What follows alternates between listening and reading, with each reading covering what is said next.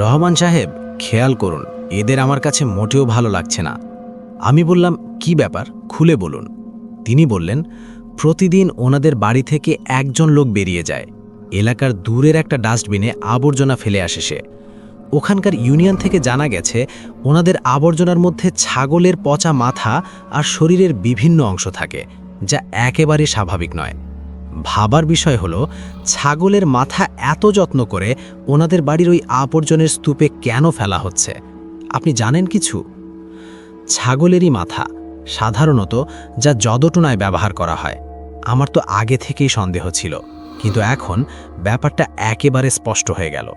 তারপর আমাদের চ্যানেলটি সাবস্ক্রাইব করুন আর বেল আইকনটি ক্লিক করে ফেলুন এক্ষুনি। Welcome back.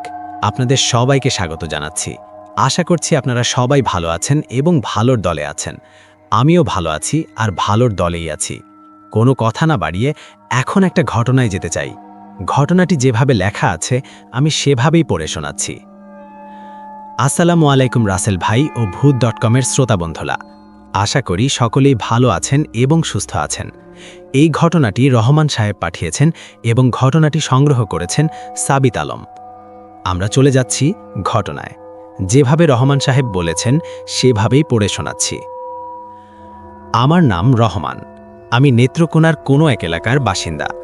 আমি এই ঘটনায় আমার নিজের নাম বা এলাকার এক্স্যাক্ট লোকেশন বলছি না, কারণ যদি সেই ব্যক্তিরা এই ঘটনাটি শুনে থাকেন যাদের নিয়ে আজকের এই ঘটনা, তবে তাদের জীবনে নেমে আসবে এক সীমাহীন দুর্ভোগ।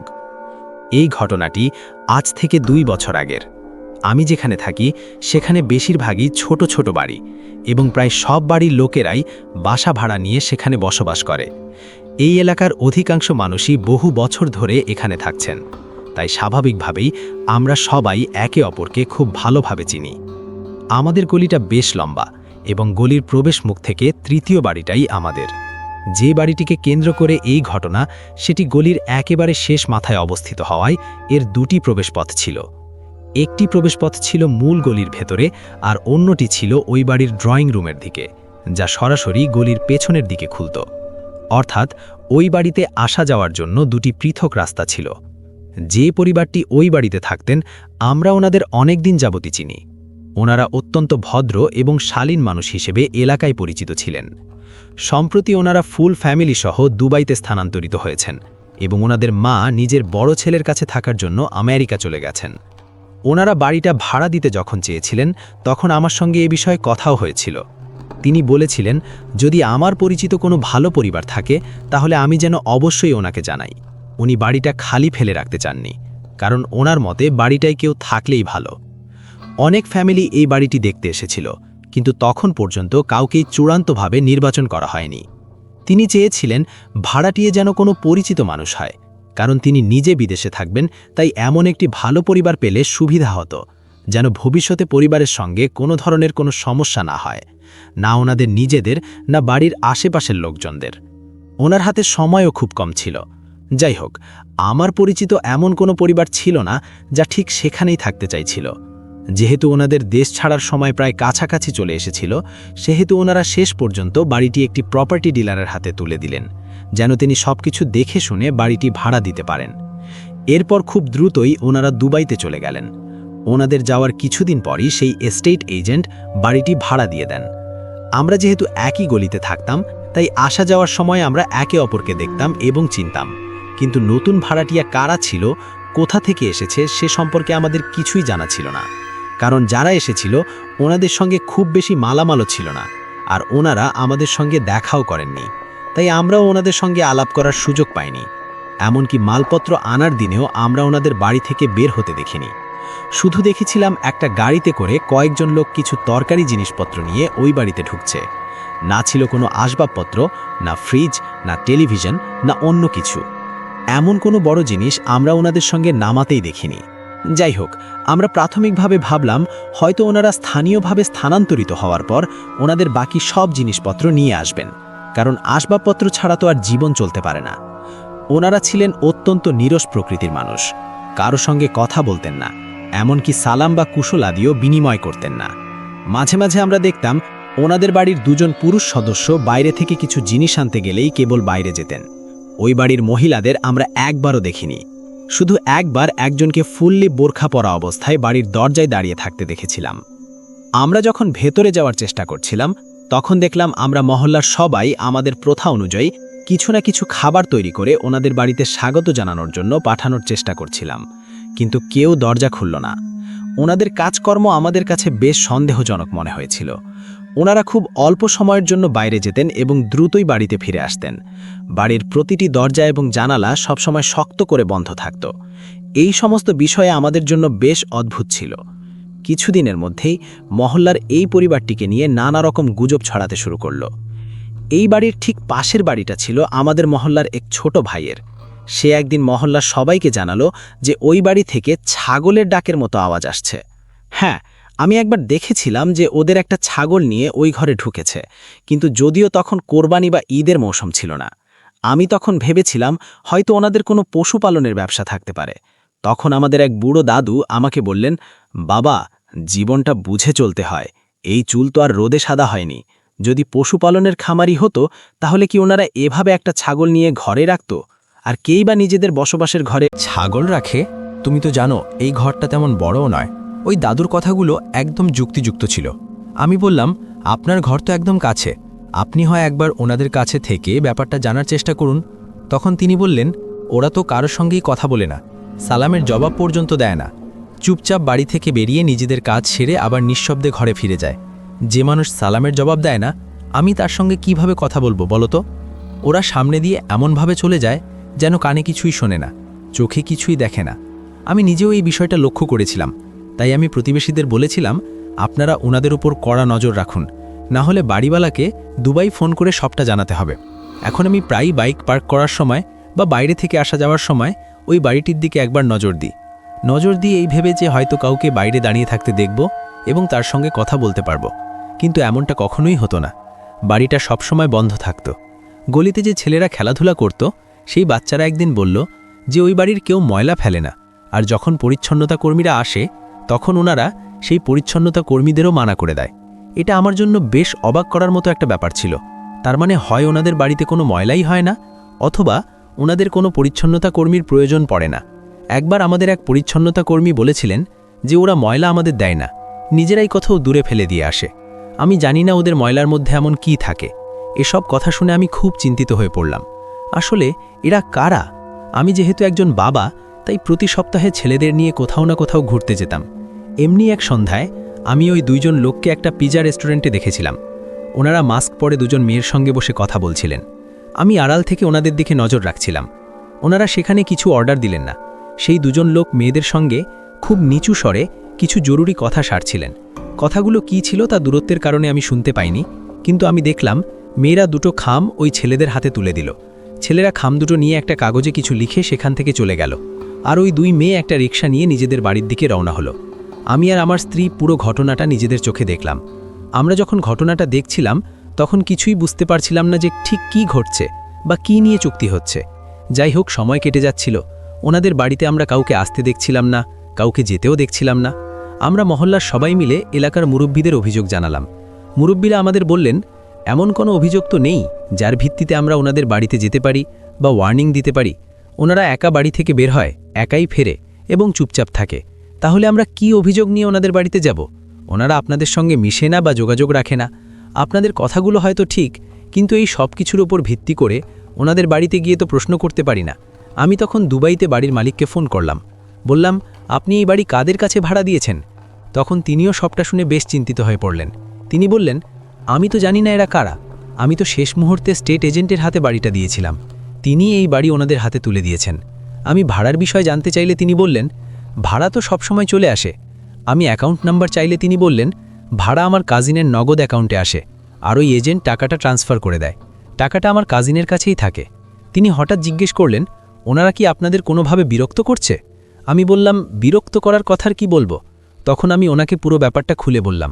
তিনি বললেন, আমি প্রপার্টি ম্যানেজারের সাথে কথা বলবো, আপনাকে জানাচ্ছি। এরপর একদিন রাতে আমি ঘুমিয়েছিলাম। হঠাৎ করে আমার খ্রিস্টান প্রতিবেশী দৌড়ে আমার কাছে এসে বললেন, রমা সাহেব, খেয়াল করুন, এদের আমার কাছে মোটেও ঠিক লাগছে না। আমি বললাম, কি ব্যাপার, খুলে বলুন। তিনি বললেন, প্রতিদিন ওনাদের বাড়ি থেকে একজন লোক বেরিয়ে এলাকার দূরের একটা ডাস্টবিনে আবর্জনা ফেলে আসে। ওখানকার ইউনিয়ন থেকে জানা গেছে ওনাদের আবর্জনার মধ্যে ছাগলের পচা মাথা আর ছাগলের শরীরের বিভিন্ন অংশ থাকে, যা একেবারেই স্বাভাবিক নয়। ভাবার বিষয় হলো, ছাগলের মাথা এত যত্ন করে ওনাদের বাড়ির বাইরে আবর্জনার স্তূপে কেন ফেলা হচ্ছে? আপনি কি জানেন, ছাগলের মাথা সাধারণত জাদুটোনায় ব্যবহার করা হয়। এদের এখান থেকে সরানোর ব্যবস্থা করুন, না হলে এখানে কারো বড় কোনো ক্ষতি হয়ে যাবে। আমার মনে তখন দুটো বড় বিপদের সংকেত বেজে উঠল। আমি তৎক্ষণাৎ মহল্লার সব লোকদের ডেকে একটা জরুরি মিটিং বসালাম। আমরা সবাই মিলে আলোচনা করলাম। তখন পাশের বাড়ি চাচা বললেন, আমার তো আগে থেকেই সন্দেহ ছিল, কিন্তু এখন ব্যাপারটা একেবারেই স্পষ্ট হয়ে গেল। এমন কোনো শক্ত প্রমাণ ছাড়া কারো বিরুদ্ধে কিছু বলাও যায় না। তাই আমরা ঠিক করলাম যে আগে অফিসিয়াল কোনো অভিযোগ না দিয়ে আমরা মহল্লার গণ্যমান্য ব্যক্তিদের নিয়ে ওনাদের বাড়িতে যাব। আমরা যখন ওনাদের বাড়িতে গেলাম তখন অনেকক্ষণ ধরে দরজায় কড়া নাড়লাম। প্রথমে কেউ দরজা খুলল না, কিন্তু আমরা হাল ছাড়লাম না এবং দরজায় ধাক্কা দিতেই থাকলাম। তখন ভেতর থেকে একজন মহিলার কণ্ঠস্বর শুনতে পেলাম। আমরা বললাম, আপনাদের বাসার পুরুষ মানুষদের বাইরে পাঠান। উনি বললেন, ঘরে কোনো পুরুষ মানুষ নেই। আমি জিজ্ঞেস করলাম, ওনারা কখন আসবেন? উনি বললেন, জানি না কখন আসবে। আমরা সবাই জানতাম সে নির্লজ্জভাবে মিথ্যে বলছে, কারণ ওনাদের বাড়ি থেকে কাউকে আমরা বাইরে বের হতে দেখিনি। আমরা খুব কড়া সুরে ওনাকে জানিয়ে দিলাম এবং ওনাদের কাছে বার্তা পৌঁছে দিলাম যে সন্ধ্যায় যেন ওনারা এলাকার ডিফেন্স পার্টি অফিসে এসে দেখা করে, খুব জরুরি কাজ আছে। কিন্তু সেদিনও ওনাদের কেউ আসেনি। ওই রাতেই হঠাৎ করে আমাদের গলির ট্রান্সফরমারটি পড়ে গেল। তখন ছিল প্রচণ্ড গরমের মাস, জুন মাস। বাড়িতে জেনারেটর বা আইপিএস ছিল, ওরা তো বাড়ির ভেতরেই ছিল। কিন্তু যাদের বাড়িতে জেনারেটর বা আইপিএস এর ব্যবস্থা ছিল না, ওনারা সবাই গরমের কারণে বাইরে বেরিয়ে এসেছিলেন। কিন্তু আশ্চর্যের বিষয় হলো, ওই বাড়ি থেকে কেউ বের হলো না। সারা রাত বিদ্যুৎ ছিল না, তবুও ওই বাড়ির পর্দা এক চুলো সরল না, জানালাও একটু খোলা হলো না। এই ঘটনা আমাদের গলির সবাইকে আরো বেশি চিন্তায় ফেলে দিয়েছিল এবং ওনাদের উপর আমরা সবাই ভীষণ রেগে গিয়েছিলাম। একদিন আমাদের পাশের বাড়ির মেয়ে রোকসানা সন্ধ্যার সময় বাইরে বেরিয়ে এলো। বাচ্চারা তখন ক্রিকেট খেলতে যাচ্ছিল। ঠিক সেই মুহূর্তে একটা লোক ওই বাড়ি থেকে একটা বড় কালো শপিং ব্যাগ হাতে বেরিয়ে এলো। সে বরাবরের মতোই নিজের আবর্জনা ফেলতে যাচ্ছিল। রুকসানার মাথায় তখন কি ভর করলো কে জানে। সে দৌড়ে গিয়ে লোকটার হাত থেকে শপিং ব্যাগটা ছিনিয়ে নিল। লোকটা এই ধরনের আকস্মিক আক্রমণের জন্য একেবারেই প্রস্তুত ছিল না। মেয়েটা ব্যাগটা ছিনিয়ে নিল, কিন্তু সে এতটাই দৃঢ় প্রতিজ্ঞ ছিল যে লোকটা তার কাছ থেকে ব্যাগটা কেড়ে নেওয়ার কোনো সুযোগই পেল না। খোলা রাস্তায় ক্রিকেট খেলার প্রস্তুতিতে মগ্ন কিছু ছেলে ওনাকে দেখছিল। পুরো মহল্লার ছোট বড় সবাই এই বিষয়টা সম্পর্কে জানত।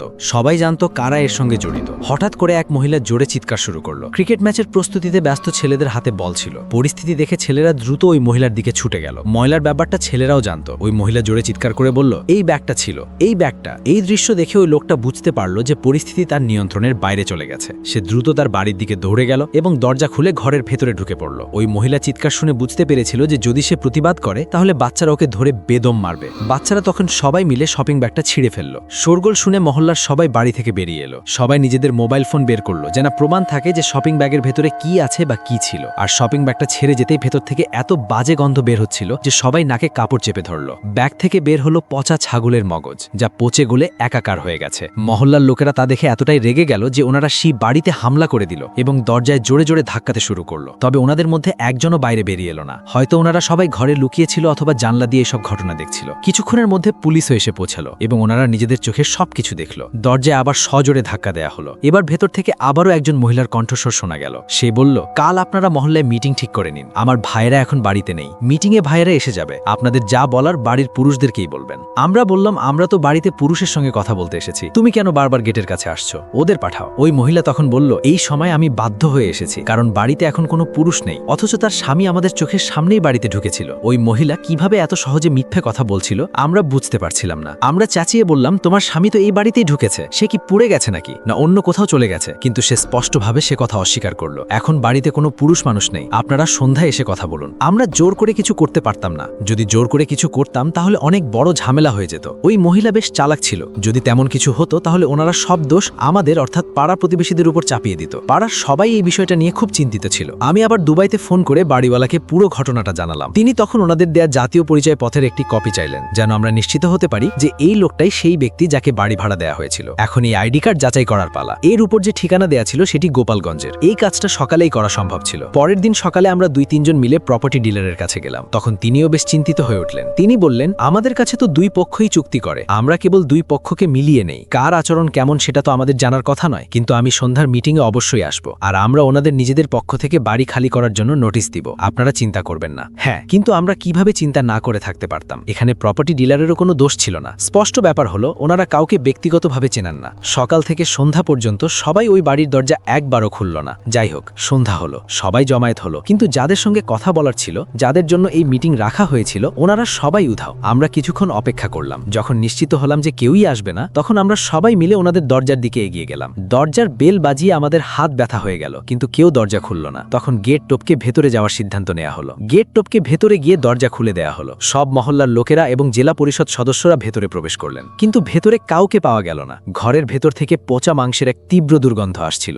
ভেতরে আমরা যা কিছু দেখলাম তা আমাদের আতঙ্কিত করার জন্য যথেষ্ট ছিল। অদ্ভুত সব জিনিসপত্র দেখে আমরা হতবাক হয়ে গেলাম। দেয়ালের এখানে সেখানে কয়লা দিয়ে অদ্ভুত ভাষায় কিছু লেখা ছিল, সঙ্গে কিছু বিচিত্র চিহ্ন আঁকা ছিল। পরিষ্কার বোঝা যাচ্ছিল যে রাতের কোনো একটা সময় ওনারা পেছনের দরজা দিয়ে ঘর ছেড়ে পালিয়ে গিয়েছে। ওনাদের কাছে কোনো মালপত্র ছিল না, তাই ওনাদের জন্য পালানো খুব সহজ ছিল। ইউনিয়নের লোকেরা আমাদের সঙ্গেই ছিল। ঘরের ভেতরে রান্নাঘরের মেঝের রক্তে ভেসে যাচ্ছিল, যা দেখে মনে হচ্ছিল অনেকদিন ধরে এখানে পড়ে আছে এগুলো। রান্নাঘরের একপাশে কিছু ধারালো ছুরি আর চাপাতি ছিল। রান্নাঘরের ক্যাবিনেটে ছাগলের মাংস ঝুলছিল, যা দেখে মনে হচ্ছিল একদিনের পুরনো। অর্থাৎ ছাগলগুলো এখানেই রান্নাবান্না জবাই করা হতো। একপাশে ছাগলের লিভার, ফুসফুস এবং হৃৎপিণ্ড পড়েছিল। পুরো বাড়িটা খালি ছিল, শুধু রান্নাঘরে 5টা প্লেট আর বিভিন্ন রেস্টুরেন্টের শপিং ব্যাগ পড়েছিল।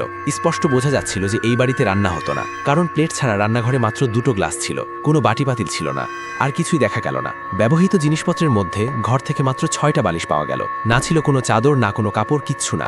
সবচেয়ে বড় কথা হলো, যখন উপরের ঘরটা খোলা হলো, আপনারা বিশ্বাস করবেন না, আমরা সবাই ভয়ে আমাদের চোখ ফিরিয়ে নিলাম, চোখ দুটো শক্ত করে বন্ধ করে নিলাম। আমরা চাইনি ওই নোংরা দৃশ্য আমাদের চোখে পড়ুক। সেটা ছিল এক অত্যন্ত ভয়ঙ্কর দৃশ্য। এমন শয়তানও আমাদের মধ্যে আছে যারা শুধুমাত্র কিছু টাকার জন্য মানুষের হাসি খুশি জীবন নষ্ট করে দেয়। আমার তখন মন চাইছিল ওই লোকগুলো যদি আমার সামনে আসতো, তাহলে আমি ওনাদের সবাইকে ধীরে ধীরে যন্ত্রণা দিয়ে ঠিক একইভাবে মারতাম, যেভাবে ওনারা ওনাদের জাদুর মাধ্যমে অন্য নিরপরাধী লোকদের সঙ্গে খেলছিল। ওই ঘরে দেয়ালের বিভিন্ন জায়গায় হুক লাগানো ছিল এবং সেগুলোর ওপর পুতুলগুলোকে ফাঁসির মতো করে ঝুলিয়ে রাখা হয়েছিল। প্রতিটি পুতুলের ওপর আলাদা আলাদা নাম লেখা ছিল। কিছু পুতুলে সুচ ঢুকানো ছিল, আর কিছু পুতুল তখন অসম্পূর্ণ ছিল। যেই পুতুলগুলো বানাচ্ছিল সেই হাত দিয়ে সেলাই করে একপাশে রেখে দিয়েছিল, আর কিছু পুতুলে কেবল তুলা ভর্তি করা বাকি ছিল। এই দৃশ্যটা এমন ছিল যে পরিষ্কার বোঝা যাচ্ছিল ওনারা হঠাৎ করেই সবকিছু ছেড়ে পালিয়ে গিয়েছে, কারণ আমরা ওনাদের আসল চেহারাটা ধরে ফেলেছিলাম। ঘরের আলমারির ভেতর থেকে কিছু লেবু, লবণ, চিনি আর একটা নোটবুক পাওয়া গিয়েছিল, যেখানে কিছু মানুষের নাম এবং ওনাদের শরীরের কোথায় কোথায় কষ্ট দিতে হবে সেই জায়গাগুলোর কথাও লেখা ছিল। আর একটা ছোট কাগজে 4-5টা নাম আর তাদের কাছ থেকে পাওনা টাকার বিস্তারিত বিবরণ ছিল। কারো কাছ থেকে 1.5 লাখ, কারো কাছ থেকে 2 লাখ, কারো কাছ থেকে 1 লাখ, কারো কাছ থেকে 5 লাখ, যার যার সামর্থ্য অনুযায়ী রেট ঠিক করা ছিল। আলমারির ভেতর থেকে 1-2টি ছবিও পাওয়া গিয়েছিল, যার মধ্যে একটাতে কারো বুকের ওপর দাগ দেওয়া হয়েছিল। এই সবকিছুর বর্ণনা এমন ছিল যেন চিৎকার করে বলছিল সে এখানে কি ভয়ানক কাণ্ড ঘটে। আমরা সবকিছুর ছবি তুলে বাড়িওয়ালাকে পাঠিয়ে দিলাম, আর তিনি অবাক হয়ে গেলেন যে তার বাড়িতে এই সব ঘটেছিল। হঠাৎ করে বাড়িওয়ালার পাজিনেও এসে পড়লেন। ওনারা সবকিছু নিজের চোখে দেখলেন। পরে জানা গেল ভাড়াটিয়াদের দেয়া আইডি কার্ডটাও নকল ছিল। তাদের ব্যাংকিং অ্যাকাউন্টের নাম্বারটিতেও যোগাযোগ করার চেষ্টা করা হয়েছিল, কিন্তু সেই নাম্বারটা ব্লক করা ছিল। আর সেই সিম কার্ডটাও কোনো এক মৃত মানুষের নামে রেজিস্ট্রেশন করা ছিল। সবকিছুই নকল। 2 নাম্বার। ওই 2 নাম্বার লোকদের দাঁড়িয়ে দেওয়ার পর পরিচ্ছন্নতা কর্মীদের দিয়ে পুরো ঘরটা পরিষ্কার করানো হলো। বাড়ির মালিকের কাজিন একজন হুজুরকে নিয়ে এসেছিলেন। ওনার পরামর্শে এখানে কোরআন খতম দেয়া হলো, যেন এই ঘর থেকে খারাপ কোনো কিছুর প্রভাব চলে যায়। কিন্তু এই ঘরের ভয় আর আতঙ্ক পুরো মহল্লায় ছড়িয়ে পড়েছিল। তারপর থেকে এই বাড়িটা ফাঁকায় পড়ে রইল, আর আজও সেটা ফাঁকা। এলাকার ইমাম সাহেব প্রায় কোরআন পড়ানোর জন্য বাচ্চাদের নিয়ে আসেন, সেখানে পড়াশোনা করান। কিন্তু আমাদের সবার মনে এই বাড়িটার ব্যাপারে একটা ভয় স্থায়ীভাবে বাসা বেঁধে ফেলেছে। না এই বাড়িটা ভাড়া দেওয়া হয়, না এটা বিক্রিও করা হয় না, কারণ সবাই নিজের চোখে সবকিছু দেখেছে। বাড়িওয়ালাকে অনেক কষ্ট পোহাতে হয়েছে, তার অনেক আর্থিক ক্ষতিও হয়েছে, কিন্তু এখন আর কিছুই করার নেই। ওনারা হয়তো এখন অন্য কোনো এলাকায় চলে গেছেন, আর সেখানে আবার টাকার লোভে মানুষের জীবন নিয়ে খেলছেন। এমন লোকদের আল্লাহ ছাড়া আর কেউ ধরে না, কেউ শাস্তি দেয় না। আমাদের সবারই এমন মানুষের হাত থেকে নিরাপদ থাকা উচিত। পরে আমার মনে হলো আমি সেদিন রেস্টুরেন্টে 2জন মহিলাকে দেখেছিলাম ওই লোকগুলোর সঙ্গে। ওনারা নিশ্চয়ই কারো উপর কালোজাত করানোর জন্য বা কোনো কিছু ডিল করার জন্য ওই ব্যক্তিদের সঙ্গে দেখা করতে এসেছিলেন। এমন জঘন্য মানুষেরা সাধারণ মানুষের ছদ্মবেশে আমাদের চারপাশে ঘুরে বেড়ায়। ওরা আমাদের ক্ষতি করেন, আর সেই ক্ষতির উপর ভিত্তি করে দাম নির্ধারণ করেন, অর্থাৎ যত বড় ক্ষতি তত বড় দাম। আল্লাহ আমাদের এমন মানুষ আর এমন কুদৃষ্টি থেকে রক্ষা করুন। এই রহমান সাহেব তার ঘটনা শেষ করেছেন। ধৈর্য নিয়ে কষ্ট করে শোনার জন্য সবাইকে ধন্যবাদ। আমি ধন্যবাদ জানাচ্ছি আপনারা যা শুনলেন এতক্ষণ। আশা করছি ঘটনাটি ভালো লেগেছে। যদি ভালো লাগে অবশ্যই আমাদের জানাবেন। আমরা চলে যাব আমাদের পরবর্তী ঘটনায়। কেন আমি শুধু তোমার সাথেই থাকতে চাই। কিভাবে সম্ভব? এই পৃথিবীতে থাকতে নেই তুমি। তুমি চলে যাও প্লিজ, চলে যাও। স্বপ্নে নাকি অন্য জগতের কেউ কখনো হাজির হয়ে যায় চোখের পলকে। Welcome back. আশা করছি আপনারা সবাই ভালো আছেন এবং ভালোর দলে আছেন। আমিও ভালো আছি আর ভালোর দলে আছি। এবারে যেই ঘটনায় যাব সেই ঘটনাটি আমাদের জুনায়েদ হুজুরের। আশা করছি আপনাদের ভালো লাগবে, কারণ আপনারা প্রচুর সাড়া দিয়েছেন। এই ঘটনাটি আপনারা বারবার চেয়েছেন। যেভাবে লেখা আছেন আমি সেভাবেই পড়ে শোনাচ্ছি। আসসালামু আলাইকুম রাসেল ভাই ও প্রিয় শ্রোতা বন্ধুরা। আশা করি আল্লাহর অশেষ রহমতে আপনারা সবাই ভালো আছেন এবং ভালোর দলেই আছেন। আমি মোহাম্মদ ইয়াসিন বলছিলাম গাজীপুরের কোনো একটা জায়গা থেকে। আজ আবারও জুনায়েদ হুজুরের নতুন একটা ঘটনা নিয়ে হাজির হলাম। আশা করি আপনাদের কাছে ভালো লাগবে। ঘটনায় ভুল ত্রুটিগুলো ক্ষমাসুন্দর দৃষ্টিতে দেখবেন। রাসেল ভাই, ঘটনাটি শুরুর আগে আমি আপনার প্রশ্নের উত্তর দিতে চাই। আপনি 5 ভাগের মাঝ বা এপিসোডে প্রশ্ন করেছিলেন আমি জিনকে কি রূপে দেখি বা তারা আমার সামনে কোন রূপে আসে। উত্তরটা হলো আলোকিত একটি লম্বা অবয়ব। আলোর কারণে চোখ খোলাই যায় না, অথবা আলোর কারণে চোখ খুলতে পারা যায় না। আপন জলের রূপে কিংবা বেড়ালের রূপে আমার সামনে আসে, মিষ্টি সুরে কথা বলে। যাই হোক, ফিরে আসি ঘটনায়। জুনায়েদ হুজুর আমাকে যেভাবে বলেছেন আমি ঠিক সেইভাবেই বলার চেষ্টা করছি। বলছেন জুনায়েদ হুজুর, অন্ধকার একটি রাতে আমি কোনো এক কাজে পাশের গ্রাম থেকে বাড়ি ফিরছিলাম। নিজ গ্রামে 2টি গ্রামের সীমানায় কেন্দ্রীয় কবরস্থান। এই কবরস্থানে সব ধরনের মানুষকে কবর দেওয়া হয়। ওই কবরস্থানকে ঘিরে অনেক ঘটনা। তো আমি কবরস্থানের সীমানায় কাছাকাছি চলে আসলাম। একাই হাঁটছি। রাস্তার একটি কুকুরকেও দেখা যাচ্ছে না। কবরস্থানের মূল গেইটে পৌঁছতে আমার শরীর ভার হয়ে যায়। হঠাৎ কোথা থেকে একটি কালো কুচকুচে কাক এসে থাবা মেরে আমার টুপিটা নিয়ে চলে যায় কবরস্থানের ভেতরে। এইবার আমি কবরস্থানের দিকে মুখ ফেরাই। দেখতে পাই কবরস্থানের ঠিক মাঝখান থেকে একটি আলো ভেসে আসছে। আমার আগ্রহ বেড়ে যায়। হঠাৎ ইসমাইল আমার কানে কানে বলে ওঠে, হুজুর, ভেতরে যাবেন না, ভেতরে শুধু মোমু। যদি একবার প্রবেশ করেন আপনার সাথে আমি প্রবেশ করতে পারবো না। হঠাৎ কবরস্থান থেকে একটি মিষ্টি আওয়াজ আমার কানে ভেসে আসে। আমি ইসমাইলের কথার তোয়াক্কা না করে কবরস্থানে প্রবেশ করলাম। মনে হচ্ছিল কোনো একটা কিছু আমাকে টেনে নিয়ে যাচ্ছে সেই মিষ্টি সুরের দিকে। হঠাৎ আমি হোঁচট খেয়ে পড়ে যাই। একটি গর্তের মধ্যে গিয়ে পড়ি। তখন আমার মোহ ভেঙে যায়। দেখতে পাই একটি পুরনো ভাঙা কবর। হঠাৎ আমার হাতে শক্ত একটা কিছুর স্পর্শ লাগলো। টান দিতেই দেখি একটি হাড়। আমি ভয়ে কেঁপে উঠলাম। হঠাৎ কবরের সামনে থেকে কর্কশ কণ্ঠে কেউ বলল, কি রে, তুই আমার ঘরে কি করিস? বুঝেছি, আজ তোকে বলি দেওয়া হবে। আমি কিছু বুঝতে পারছিলাম না। কি আবার বলি দেবে আমাকে? এবার আমি মনে সাহস সঞ্চার করে বিসমিল্লাহ বলে কবর থেকে এক লাফে উঠে আসি। কিন্তু রাত যত বাড়ছে ততই অন্ধকার হচ্ছে। আকাশের দিকে তাকাতেই বুঝতে পারলাম আজ অমাবস্যার রাত। হায় আল্লাহ, এ আমি কি বিপদে পড়লাম! দিক বিদিক হয়ে আমি ছুটতে শুরু করি, কিন্তু কবরস্থান থেকে বের হওয়ার কোনো রাস্তা খুঁজে পাচ্ছিলাম না। হঠাৎ আবার একটি গর্তে পড়ে যাই। হঠাৎ সেই সোনাপর্ণ কর্কশ কণ্ঠস্বরটা আবার ভেসে আসে, কি রে, আর কত দৌড়াবি? দৌড়ে কোনো লাভ নেই। আসলে আমি আবার সেই স্থানেই চলে এসেছি। উপায় না পেয়ে আমি আবার কবর থেকে বের হয়ে আসি। সারা শরীর রক্তের দাগ। হঠাৎ একদল কা করে এসে আমার মাথার ওপরে কাকা আওয়াজ শুরু করলো। আমি আমার কান ধরে বসে পড়ি। মনে মনে আল্লাহকে স্মরণ করি। সেই মুহূর্তে আমার মনে কোনো দোয়া আসছিল না। হঠাৎ আমার কানে সেই মিষ্টি সুর ভেসে উঠল। আমি যেন আবার বিমোহিত হয়ে ছুটে চললাম সেই আওয়াজের দিকে। কতক্ষণ যে হেঁটেছি আমার মনে নেই। হঠাৎ আমি লাফ মেরে উঠি। আমার মোহ ভেঙে যায়। দেখতে পাই ৮১-৯০ বছরের লোক বসে বসে কি যেন বের করছে। আমাকে দেখে নারী আর পুরুষ মিশ্রিত কণ্ঠে বলে উঠল, কি রে জুনায়েদ, আমাকে চিনতে পেরেছিস? শেষ 5 বছর আগে আমাকে অপদস্থ করে 7 মহির বাদশা হাতে তুলে দিয়েছিলি। আমি বলেছিলাম আমি ফিরে আসব। দেখ, আমি আমার কথা রেখেছি। আমি ফিরে এসেছি। এখন তুই সহ তোর গ্রামবাসীদের জীবন আমি জাহান্নামে পরিণত করব। সে অট্টহাসিতে মেতে উঠল। তার এই পৈশাচিক হাসি পুরো কবরস্থানের মধ্যে প্রতিফলিত হচ্ছিল। আমি জিজ্ঞেস করলাম, কে তুমি? আমি চিনতে পারলাম না।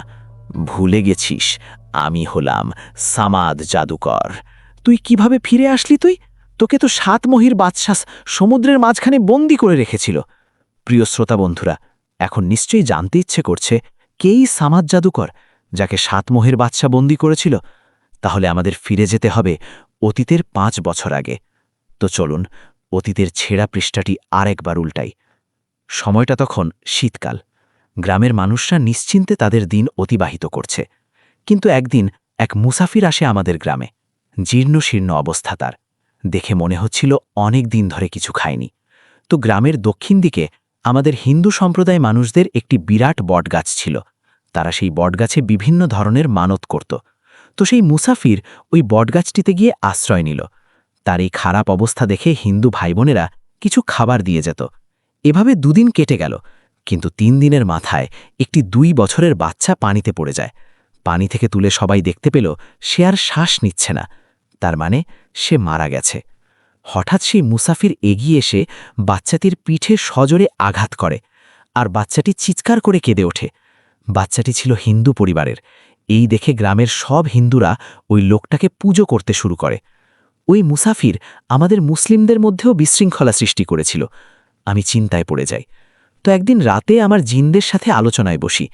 ইসমাইল বলে উঠল, হুজুর, জানি আপনার মনে একটাই প্রশ্ন, মৃত বাচ্চাকে কিভাবে জীবন্ত করা সম্ভব? কিন্তু হুজুর, আমি যদি বলি সম্ভব, কিভাবে?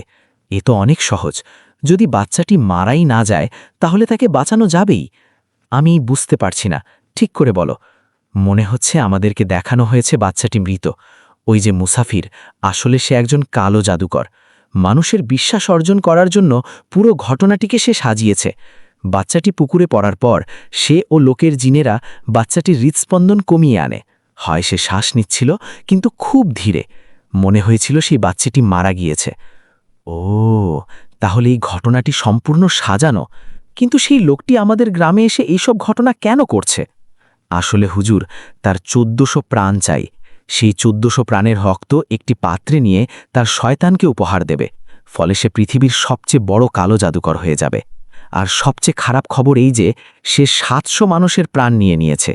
সে মোট 90টি গ্রাম ঘুরেছে, আর তার জিনের মাধ্যমে এমনভাবে মানুষদের হত্যা করেছে, দেখলে মনে হবে স্বাভাবিক মৃত্যু। এইবার তার আপনার গ্রামের দিকে নজর দিয়েছে। এই গ্রাম থেকে সে 25টি প্রাণ নেবে। তার মধ্যে আজকে একজনের নিতে গিয়েও নেয়নি। এখন উপায় কি? হঠাৎ বাইরে চিৎকারে চেঁচামেচির আওয়াজ কানে আসলো। আলোচনা ছেড়ে বাইরে বের হয়ে আসি। আব্বার কাছ থেকে জানতে পারি গ্রাম প্রধানকে সাপে কামড় দিয়েছে, আর সে মারা গিয়েছে। সে তার প্রথম স্বীকার করে ফেলেছে। আমি পুনরায় আলোচনায় বসি। এখানে হাত থেকে কিভাবে মুক্তি পাওয়া যাবে? ইসমাইলকে জিজ্ঞেস করি। ইসমাইল কোনো উত্তর দিতে পারে না। এভাবেই 3 দিন কেটে যায়। 3 দিনে গ্রামে আরও 2 জনের মৃত্যু হয়েছে। একজন পানিতে পড়ে, আরেকজন গাছে থেকে পড়ে। আর প্রত্যেক মৃত্যুর পর বেশ খানিকটা রক্ত ওই পুরনো বটগাছে পাওয়া গেছে। আর ওদিকে সেই লোকটি হাতের খেলা দেখিয়ে মানুষকে নিজের দিকে আকৃষ্ট করছে। মানুষজন কাজ ছেড়ে দিয়ে সারাদিন ওই লোকের পায়ের কাছে পড়ে থাকে। শুধু হিন্দুরাই নয়, মুসলমান 2টি পরিবারের ওপরও এই আসর পড়েছে। সে বিভিন্ন ধরনের জাদু দেখাতো। বেড়ালকে সাপ বানিয়ে ফেলত। বটগাছের নিচে হাত দিয়ে টাকা বের করে আনতে পারো, কত কি। তো এই সব দেখে গ্রামের সব মসজিদের ইমাম সাহেবেরা চিন্তিত হয়ে পড়েন। তো একদিন ইমাম সাহেবেরা সহ গ্রামের বিজ্ঞ লোকেরা আমার বাড়িতে এসে এই সমস্যার সমাধান চান। প্রথমে আমি রাজি হইনি, কারণ একে সরানো এত সহজ নয়। কিন্তু তাদের জোড়াজড়িতে কিছুদিন সময় চেয়ে নিই। রাতে আমার 7 রত্নের সাথে আলোচনায় বসি, কিন্তু সময় পার হয়ে যায়। কয়েক সেকেন্ড থেকে মিনিট, মিনিট থেকে ঘন্টা আলোচনা চলতেই থাকে, সমাধান হচ্ছিল না। হঠাৎ আলিফ বলে উঠল, আচ্ছা, এই লোক এমন কেন যাকে পরাজিত করতে এত আলোচনা করতে হয়? সে কি কোনো রাজা বাদশা নাকি? আমি বললাম, 1 মিনিট, তুমি কি বলতে চাও? বলছিস সে কি কোনো বাদশা নাকি? ঠিক, সমাধান পেয়ে গেছি, ইসমাইল বলল। হুজুর, কি সমাধান পেয়েছেন? আরে আমরা তো 7 মহের বাদশার ভুলেই গিয়েছি। তিনি তো পারেন এই সমস্যার সমাধান করতে। আমার এই কথা শুনে সবাই স্তব্ধ হয়ে যায়। ইসমাইল বলে, আপনার মাথা ঠিক আছে এমন নেই? কতবার কি হয়েছিল তাকে আর বিরক্ত যেন না করা হয়। কিন্তু ইসমাইল, এছাড়া আর কোনো উপায় দেখছি না। যদি তোমার কাছে কোনো সমাধান থেকে দাও। প্রথম থেকে ইসমাইল ইতস্তত করলেও পরবর্তীতে সে রাজি হয়ে যায়। আসলে 7 মহের বাদশাকে সে প্রচণ্ড ভয় পায়।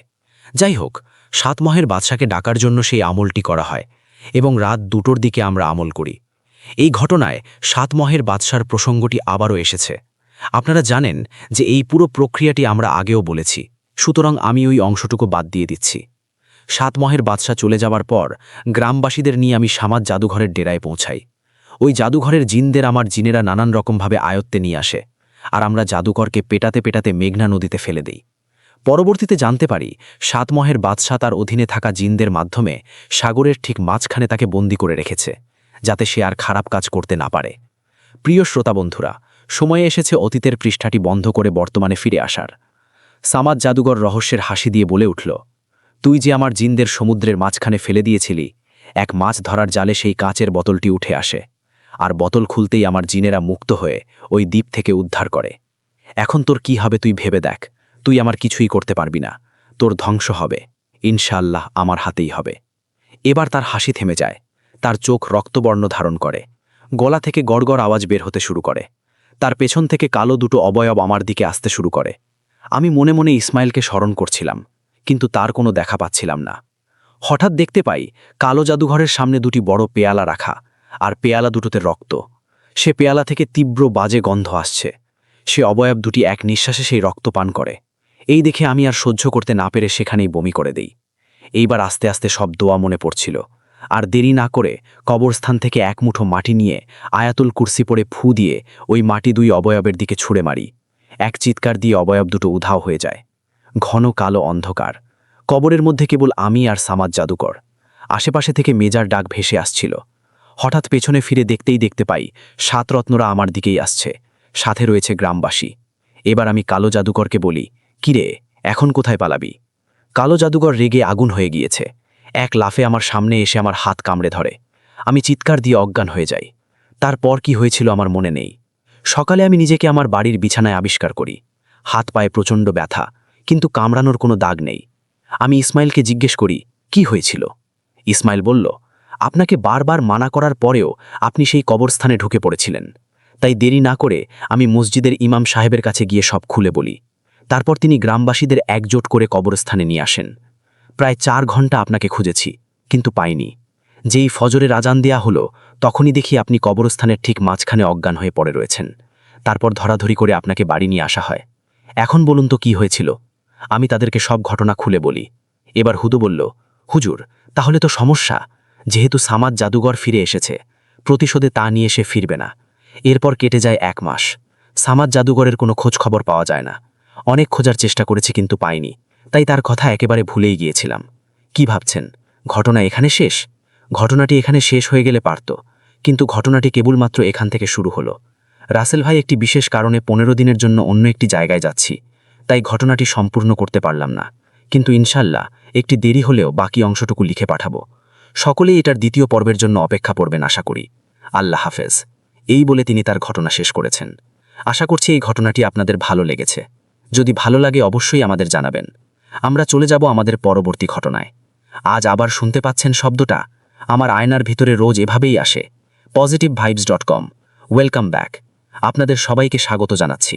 আমি রাসেল। আশা করছি আপনারা সবাই ভালো আছেন এবং ভালোর দলে আছেন।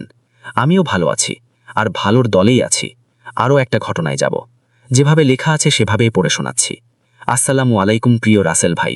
জিজ্ঞেস করব না আপনি কেমন আছেন, কারণ আমি জানি আপনি সবসময় ভালোর দলে। আজকে যে ঘটনাটি আমি বলতে চলেছি তা হলো আমার ফুপাতো ভাইয়ের সাথে ঘটে যাওয়া একটি ঘটনা। রাসেল ভাই, আমি একজন সৌদি প্রবাসী, তাই আমার পক্ষে স্টুডিওতে এসে ঘটনাটা বলা সম্ভব না। আশা রাখি যদি আপনাদের কাছে প্রচারযোগ্য মনে হয়, তাহলে আপনি আপনার মতো করে ঘটনাটি লিসেনারদের শোনাবেন। আমি একটু বলে রাখি, আপনি যেভাবে লিখেছেন আমি সেভাবেই শোনাবো। অন্য কোনোভাবে শোনানোর কোনো উপায় আমার কাছে নেই। আমি যেহেতু গল্পও বলি না বা ঘটনাও আমি বলি না, আমি পড়ে শোনাই। সুতরাং আপনার লেখাটাই আমি পড়ে শোনাচ্ছি। চলে যাচ্ছি ঘটনায়। তখন আমি খুব ছোট, মোটামুটি সবকিছু বোঝার মতো একটা বয়স।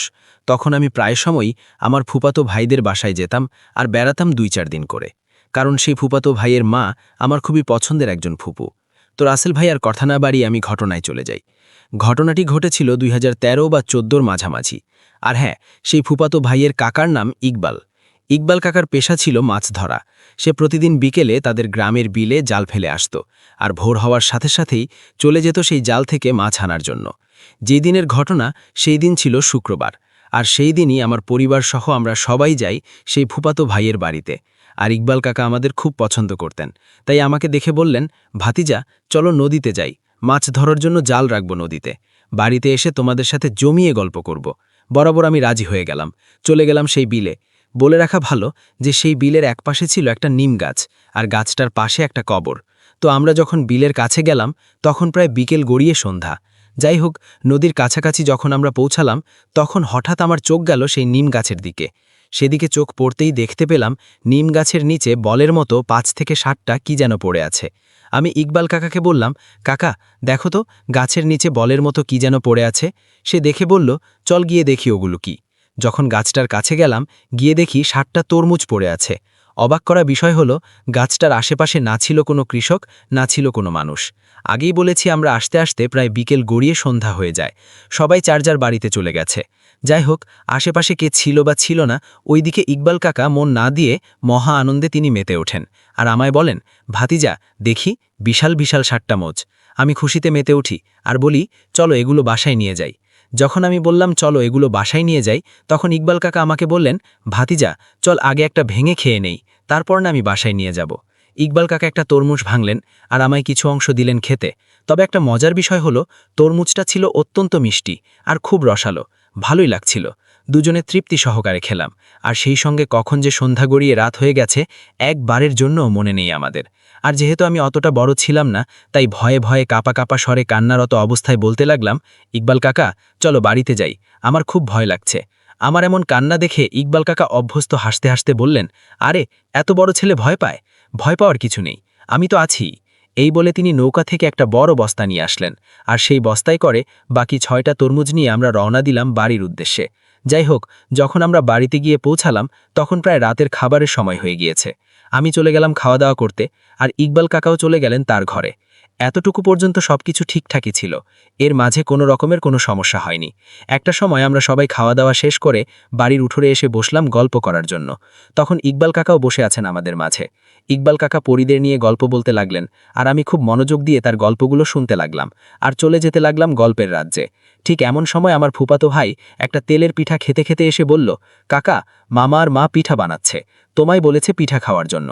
হ্যাঁ, তখন আমার মা, আমার কাকি এবং আমার ফুপু পিঠা বানাচ্ছিল। যাই হোক, আমরা তখন ইকবাল কাকাকে বলতে লাগলাম, কাকা গল্প শেষ না করে কিন্তু যাওয়া যাবে না, আগে গল্প শেষ করো, তারপর পিঠা খেতে যাবে।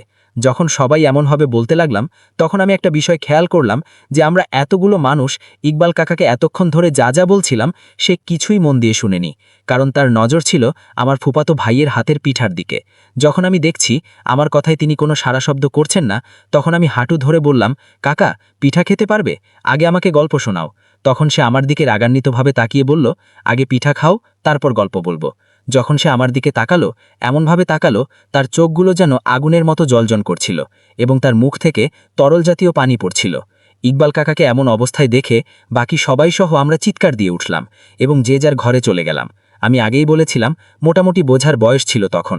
আমি ইকবাল কাকার হঠাৎ এমন পরিবর্তন দেখে আমার মাকে সবকিছু বলতে যাব, ঠিক তখনই আমার ফুপা বাজার থেকে আসলেন আর বললেন, এদিকে আসো, তোমাদের জন্য বাজার থেকে কি কি নিয়ে এসেছি দেখো। তখন আমি ফুপার কাছে চলে যাই আর ভুলেই যাই কিছুক্ষণ আগে কি ঘটেছিল। যাই হোক, এর পরের ঘটনা বলছেন আমার মা। যখন ইকবাল কাকা আমাদের কাছ থেকে রান্নাঘরে যান পিঠা খাওয়ার জন্য, তখন তিনি স্বাভাবিকই ছিলেন। রান্নাঘরে গিয়ে আমার কাকিকে বলেন, ভাবি পিঠা দান, পিঠা খাবো। তখন কাকি বলেন, ভাই একটু অপেক্ষা করেন, গরম গরম পিঠা দিচ্ছি। তখন কাকা কাকির দিকে ভ্রুকুচকে তাকিয়ে বললেন, অপেক্ষা করতে পারবো না, আমাকে এখনই পিঠা দিতে হবে, এখনই লাগবে। তারই আচরণে কাকি একটু অবাক হন। সঙ্গে সঙ্গেই ইকবাল কাকা ঘুরে যান আমার ফুপুর দিকে। তখন ফুপুকে ইকবাল কাকা বলতে লাগলেন, ভাবি পিঠা দেন, পিঠা খাবো। তখন ফুপু বললেন, এই হয়ে গেল বলে, ইকবাল গরম গরম পিঠা তোমার ভাইয়ের জন্য নিয়ে যাও আর তুমি তোমার ভাইয়ের একসঙ্গে বসে খাও। এটা শুনেই ইকবাল কাকা রাগান্বিত স্বরে বলে উঠলেন, কাউকে দিতে পারবো না, সব পিঠা আমি নিজে খাবো। এই বলেই আমার মার দিকে গেলেন এবং গড়গড় করে বলতে লাগলেন, ভাবি পিঠা দেন, আমি পিঠা খাবো। যদিও আমার মা প্রথম থেকেই তার এই ধরনের আচরণ লক্ষ্য করছিলেন, তাই বেশি কথা না বাড়িয়ে আগে বানানোর পিঠার বোলগা তার সামনে দিয়ে দিলেন। পিঠার বোলটা হাতে পাবার সঙ্গে সঙ্গে ইকবাল কাকার মুখটা যেন হাসিতে উজ্জ্বল হয়ে উঠল। তিনি হাসতে হাসতে আমার মাকে বলতে লাগলেন, ভাবি জানেন, আমি না অনেক দিন পিঠা খাই না, আজ পেট ভরে খাবো। তিনি পিঠা খেতে শুরু করলেন। এদিকে আমার কাকি আর ফুপু তো পুরোই অবাক। যাই হোক, সবাই ভয়ে ভয়ে পিঠা বানাচ্ছে, কেউ কারো সাথে কোনো কথা বলছে না। হঠাৎ ইকবাল কাকা কান্নারত অবস্থায় বলে উঠলেন, ভাবি জানেন, ওরাও না অনেক দিন পিঠা খায় না, দেখেন দেখেন কিভাবে তাকিয়ে আছে। এই বলেই ইকবাল কাকা আবার কান্না শুরু করলেন আর বলতে লাগলেন, ভাবি তাদের পিঠা দিলে আমার আবার কম হয়ে যাবে, আর যদি না দেই তাহলে সর্দারের কাছে বিচার দেবে। কি করি বলুন তো, কি এটা মুশকিল? ইকবাল কাকার এই অবস্থা দেখে আমার কাকি রান্নাঘরেই সেন্সলেস হয়ে যান এবং আমার ফুপু আর মা সাথে সাথে রান্নাঘর থেকে বের হয়ে ঘরে চলে যান এবং আমার ফুপাকে সব কিছু বুঝিয়ে বলেন। ফুপাসহ সবাই আবার রান্নাঘরে যায়। তখন দেখে আমার কাকি মাটিতে পড়ে আছে আর ইকবাল কাকাকে কোথাও দেখা যাচ্ছে না। তখন সাথে সাথেই আমার কাকিকে ঘরে নিয়ে যাওয়া হয় এবং সারা বাড়ির তন্নতন্ন করে ইকবাল কাকাকে খোঁজা হয়, কিন্তু কোথাও তার সন্ধান মেলে না। তখন সবাই বাড়ি আসে, আশেপাশে তাকে খুঁজে বের হয় এবং এলাকার সব মসজিদে মসজিদে অ্যানাউন্সমেন্ট করে দেয়া হয়। যখন পুরো এলাকা জুড়ে তাকে কোথাও পাওয়া যায় না, তখন আমার ফুপাসহ বাকি সবাই বলে, এখন আর খুঁজে লাভ নেই, দিনের বেলা সবাই মিলে খুঁজতে হবে। যখন আমি বাড়ি পৌঁছাই তখন প্রায় মধ্যরাত, সবাই চিন্তামগ্ন। ঠিক তখনই বাড়ির পাশের পুকুর থেকে একটা শব্দ আসে। শব্দ শুনে যখন আমার ফুপা পুকুরের দিকে যান, ঠিক তখন দেখতে পান এক লোমহর্ষক দৃশ্য। ফুপা দেখেন কালো একটা ছায়া ইকবাল কাকাকে একবার পানিতে ফেলছে, আরেকবার পানি থেকে হ্যাচকা টান মেরে তুলছে। এমন লোমহর্ষক দৃশ্য দেখে আমার ফুপা চিৎকার দিয়ে ওখানেই সেন্সলেস হয়ে যান। তার চিৎকার শুনে বাকি সবাই গিয়ে দেখে আমার ফুপা পুকুরের পাড়ে সেন্সলেস অবস্থায় পড়ে আছেন এবং ইকবাল কাকার মাথা পুকুরের পানির নিচে আর পা দুটো পানির ওপরে। এইভাবে সে পুকুরে পড়ে আছে। সাথে সাথে ইকবাল কাকার বড় ভাই সহ আরও দুজন ইকবাল কাকাকে বাড়ি থেকে এবং আমার ফুপাকে পাড় থেকে বাড়ির উঠোনে নিয়ে আসেন। যখন আমার ফুপার জ্ঞান ফেরে তখন তার কাছ থেকে সব ঘটনা জানা যায়। পুকুরের পাড়ে তিনি কি হয়েছিল বলেন। সবাই সব কিছু শুনে সঙ্গে সঙ্গে এলাকার এক কবিরাজকে নিয়ে আসে এবং সেই রাতেই ইকবাল কাকার ওপর জিনকে হাজির করানো হয় আর তাকে জিজ্ঞেস করা হয় যে এই অবস্থা কে করেছে। তখন জিনটি বলে, আমাদের তরমুজও নিয়ে এসেছে, এখন আমি ওকে নিয়ে যাব। তখন কবিরাজ জিনকে বলে, এই তরমুজ যে তোদের ছিল তা সে জানত না, যদি সে জানত তাহলে তরমুজ আনত না। এখন কি আর করার আছে, তুই ক্ষমা করে দে। জিন মানতে নারাজ। সে কবিরাজের সাথে এক পর্যায়ে তর্কে লিপ্ত হয়ে যায় এবং বলে, তুই যাই কিছু বলিস না কেন, আমি তাকে নিয়ে যাব, তার ভুলের শাস্তি তাকে পেতে হবে। অনেক তর্কের পরে একটা সময় সেই জিনটাকে রাজি করানো হয় এবং যে বাকি 6টা তরমুজ আছে সেই 6টা তরমুজ সহ একটা খাসি ওই বিলের কাছে নিম গাছের নিচে কালকে বিকেলে ঠিক সন্ধ্যা হওয়ার আগে ইকবাল কাকাকে দিয়ে আসতে হবে, এমন শর্ত দেয়া হয় এবং আসার সময় পেছনে ফিরে তাকানো যাবে না। তার পরের দিন জিনের দেয়া কথা মতো একটা খাসি আর বাকি 6টা তরমুজ দিয়ে আসা হয়। তারপর থেকে আলহামদুলিল্লাহ সব ঠিক হয়ে যায়। জানি না ঘটনাটা কতটা ভয়ের, তবে এই ঘটনা থেকে আমরা শিক্ষা নিতে পারি। যেমন যেখানে যা কিছু পড়ে থাক না কেন, আমরা যেন তা না নেই, কারণ আমাদের যেমন এই পৃথিবীতে দৃশ্যমান মানবজাতি হিসেবে বসবাস করতে হয়, ঠিক তেমনিভাবে অদৃশ্য জাতিও এই পৃথিবীতে বসবাস করে। হতে পারে তাদেরই ফেলে রাখা কোনো প্রয়োজনীয় জিনিসপত্র আমরা মাঝে মাঝে দেখতে পাই। এটাই ছিল ঘটনা। আশা করছি কথাটি আপনাদের ভালো লেগেছে। যদি ভালো লাগে অবশ্যই আমাদের জানাবেন, যদি ভালো না লাগে সেটাও আমাদের জানাবেন। যদি খুব ভালো লাগে তাহলে শেয়ার করবেন বন্ধুদের সাথে। আমরা চলে যাব আমাদের পরবর্তী ঘটনায়। লুকা, তুমি লুকাও, আমি ঠিকই তোমাকে খুঁজে পাব। .com রাসেল। Welcome back. আপনাদের সবাইকে স্বাগত জানাচ্ছি, আমি রাসেল। আশা করছি আপনারা সবাই ভালো আছেন, ভালোর তলে আছেন। আমিও ভালো আছি আর ভালোর তলে আছি। নতুন একটা ঘটনায় যাচ্ছি, যেভাবে লেখা আছে সেভাবেই পড়ে শোনাচ্ছি। আসসালামু আলাইকুম রাসেল ভাই, আশা করি আপনি আল্লাহের রহমতে ভালো এবং সুস্থ আছেন। আমার নাম মোহাম্মদ অনির্বাণ ইসলাম। খুলনা জেলার সোনাডাঙ্গা থানার বন্দরগাতি বাজার এলাকায় আমার বাসা। 2011 সাল থেকে আমি আপনার অনুষ্ঠান ভূত এফএম এবং পরবর্তীতে ভূত.com অনুষ্ঠানের একজন নিয়মিত শ্রোতা। বরাবরের মতো এবারও শুক্রবারে একটি ঘটনা পাঠালাম, আশা করি এটি পড়ে শোনাবেন। যাই হোক, আমি আজ যে ঘটনাটি শেয়ার করব সেটি আমার নানির কাছ থেকে সংগ্রহ করেছি। ঘটনা যদিও কিছুটা ছোট, কিন্তু বলা বাহুল্য। ঘটনার কিছু অংশ আপনাদের কাছে অদ্ভুত এবং অবিশ্বাস্য বলে মনে হতে পারে, তবে আমি গড়জোরে বলতে পারি এটি 100% সত্য। আমার নানির নাম মিনা, এটা ছদ্মনাম। এখানে একটা ফুটপোট দিতে চাই। তিনি যখন আমার নানাকে বিয়ে করেন তার আগে তিনি খ্রিস্টান ধর্মের অনুসারী ছিলেন। বিয়ের পর তিনি ইসলাম ধর্মে গ্রহণ করেন। যাই হোক, আমি ঘটনায় চলে যাই। তখন দেশে আইয়ুব খানের শাসন চলছে। সময়টা 1967-68 সাল। সেই সময় আমাদের বাসা খুলনা শহরের রূপসা এলাকায়। আমাদের বাসার পাশে যে রাস্তাটা চলে গেছে সেটি রূপসা মহাশূন্য ঘাটে গিয়ে শেষ হয়েছে। বিকেলবেলা আমি আমার বন্ধুদের নিয়ে এই রাস্তার একধারে খেলাধুলা এবং হইচই করতাম।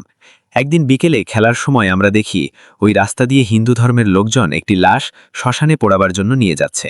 যিনি মারা গেছেন তার বয়স 70-75-এর মতো হবে। পথে শিকি আধুলি ফেলছেন আর হরিবোল হরিবোল পাঠ করছেন। আমরা তো ব্যস্ত শিখি আর আধুলি কুরানোর কাছে। হঠাৎ আমার একটা কৌতূহল হল, হিন্দু ধর্মের মানুষেরা লাশ কিভাবে সৎকার করে, কারণ আমি এর আগে কখনোই এগুলো দেখিনি। তো আজ দেখার ইচ্ছে হল। যেই বলা সেই কাজ, আমরা 5-6 জন মিলে ঠিক করে পিছু পিছু যাব এবং লাশ কিভাবে পোড়ায় তা দেখব। যখন আমরা শ্মশানে গিয়ে উপস্থিত হলাম, দেখি তারা আম গাছের কাঠে দিয়ে চিতা সাজিয়ে লাশটি তার উপরে শুইয়ে দিয়েছে। তারপর বাকি কাঠ দিয়ে সমস্ত শরীর এবং কিছু চারা দিয়ে মুখে ঢেকে দিল। শেষে পরিবারের একজন জ্বালানি দিয়ে আগুন জ্বালিয়ে দিল। আমরা এগুলোই দেখছিলাম। 1 ঘন্টা পর হঠাৎ দেখি লাশটা যেন চিতা ঝেড়ে উপরে ওঠার চেষ্টা করছে। এটা দেখে আমরা ভয়ে সেই জায়গা থেকে দৌড়ে বাসায় ছুটলাম। বাসার আঙিনায় এসে একটা চিৎকার দিয়ে অজ্ঞান হবার পর কি হয়েছে আমার মনে নেই। পরে আমি জ্ঞান ফিরে দেখি মা মাথায় পানি ঢালছেন আর কান্না করছেন। প্রতিবেশীরা অনেকেই বাসায় ভিড় করেছেন। বাবাকে খবর দেয়া হয়েছিল, তিনিও বাসায় ততক্ষণে চলে এসেছেন। আমি একটু সুস্থ বোধ করলে সবাই কারণ জিজ্ঞেস করে। আমি পুরো ঘটনাটা বলি। সবাই আমাকে তিরস্কার করেন এবং সেখানে না যেতে বলেন। রাতে প্রচণ্ড জ্বরের কবলে আমি উল্টাপাল্টা প্রলাপ বকতে শুরু করি। পরে একজন কবিরাজকে আনা হয়। তিনি আমাকে পানি পড়া দেন এবং একটি ছোট পাথরের মতো তাবিজি দিয়ে আমার পরিবারের লোকদের বলেন, আপনার মেয়ের উপর শ্মশানের খারাপ বক্কার নজর আছে। আগামী 3 মাসেই তাবিজ পরিধান করতে হবে, নতুবা অনেক বড় ক্ষতি হয়ে যাবে। আপনাদের বাসা আমি মন্ত্র পড়ে বন্ধ করে দিলাম। যিশুকে মনে করুন এবং মেয়ের প্রতি যত্ন নিন। পরে আমি জ্বরের প্রভাবে 7-8 দিন অসুস্থ থাকি। 3 মাস ধরে তাবিজ রাখি, কোনো সমস্যা হয় না। সমস্যা শুরু হয় 3 মাস পর তাবিজ হারিয়ে যাওয়ার পর থেকে। একদিন বাথরুম থেকে সেটি হারিয়ে যায়। অনেক খুঁজেছিলাম, কিন্তু সেটি আর পাইনি। এরপর আমি রাতে অনেক ভয়ানক স্বপ্ন দেখা শুরু করি। যেমন আমার বাসা আগুনে পুড়ে যাচ্ছে, মা গলায় ফাঁস দিয়ে আত্মহত্যা করেছে, শ্মশানের সেই লাশ চিতা ফুঁড়ে আমাকে তাড়া করছে, ইত্যাদি ইত্যাদি। 1 সপ্তাহ পর সেই কবিরাজকে আবার আমাদের বাসায় আনা হয়। তিনি বলেন তাকে আগামী অমাবস্যা অবধি সময় দিতে হবে। উল্লেখ্য 5 দিন পর অমাবস্যা হবে। বাসার ক্যালেন্ডারে আমি সেটা দেখেছি। অনেক ভয় লাগত তখন, কখন কি হয়। 5 দিন পর রাত 11টায় কবিরাজ আমাদের বাসার আঙিনায় এসে আমার বাবাকে ডাকে। বাবা বাইরে বেরিয়ে কবিরাজকে প্রণাম করে কিছু একটা বলতে যাবেন, তখন কবিরাজ বলেন, আমি এখন একটা কাজ করব। আপনি একটা মাটির ঘাট আর একটা কবুতর জোগাড় করুন। এত রাতে এই জিনিসগুলি বাবা অনেক কষ্টে জোগাড় করার পর জানালা দিয়ে দেখলাম কবিরাজ সেটি পেয়ে অনেক খুশি হলেন। এরপর তিনি বাসার সামনে একটা জবা গাছের নিচে বড় গর্ত করেন এবং মাটির ঘরটা তাতে রাখেন। এরপর তাতে একটা বেলপাতার জোড়া অংশ রাখেন। কবুতরকে ছুরি দিয়ে জবাই করেন এবং সেটিও ঘটের ভেতরে রেখে দেন। তারপর তার কাছে থাকা কালো এক টুকরো লাল কাপড় এবং লাল সুতো দিয়ে ঘটের মুখ বেঁধে দেন। তারপর ওর ওপর মাটি চাপা দিয়ে দেন। কাজ শেষ হলে বলেন, আপনার মেয়ে শ্মশানের লাশ দেখে ভয় পায় নাই। আপনার এক দুঃসম্পর্কের আত্মীয় একটা প্রেত চালান করে, কালো জাদু করে আপনার মেয়ের উপর, কারণ প্রতিশোধ নিতে চায়। শ্মশানের প্রেতটা আপনার মেয়েকে কাছে পেয়ে যায় এবং ভয় দেখায়। বাবা বলেন, কে আমার শত্রু হবে যে কালো জাদু করবে? কবিরাজ বলেন, আপনার ব্যবসা অনেক ভালো যাচ্ছে। বুদ্ধিতে আপনি অন্যান্য ব্যবসায়ীদের নাস্তানাবুদ করেছেন, আর এটা আপনার শত্রু মেনে নিতে পারেনি, তাই এই খারাপ কাজটি করেছে। সমস্যা নেই, আমরা এখন বিপদমুক্ত, বান কেটে গেছে। এই বলেই কবিরাজ চলে যান। অদ্ভুত ব্যাপার, তিনি কোনো টাকা পয়সা নেন নাই। এরপর আমার সাথে বা পরিবারের সাথে আর কোনো বিপদ ঘটেনি। নানি কথা বলে তার ঘটনা শেষ করেন। পুরো সময় তার কথাগুলি আমি মনোযোগ দিয়ে শুনেছি। আমি এগুলোই আপনার কাছে লিখেছি যা তিনি বলেছেন। ঘটনাটি পড়ে শোনালে খুশি হব। এই বলেই তিনি তার ঘটনা শেষ করেছেন। আশা করছি এই ঘটনাটি আপনাদের ভালো লেগেছে। যদি ভালো লাগে অবশ্যই জানাবেন, আমাদের শেয়ার করবেন বন্ধুর সাথে আমাদের এই চ্যানেলটি। আমরা চলে যাব আমাদের পরবর্তী ঘটনায়। সপিটার 3। এই মুহূর্তে আমার কাছে একটা অডিও ক্লিপ আছে, যেটির লেন্থ হচ্ছে প্রায় 17 মিনিটের মতো, কিন্তু সাউন্ড কোয়ালিটি মানে অডিও কোয়ালিটি ততটা ভালো না। মাঝে মাঝে আমার কাছে মনে হয় যে আমরা টেলিফোনে বা মোবাইল ফোনে আমরা যখন স্পিকারে ঘটনা শুনি তখন যেরকম একটা সাউন্ড হয়, আসলে এক একজন তো আসলে এক এক ধরনের ডিভাইস দিয়ে রেকর্ড করেন। কন্টেন্ট ভালো হয়, শুনবেন নাকি একটু কষ্ট করে?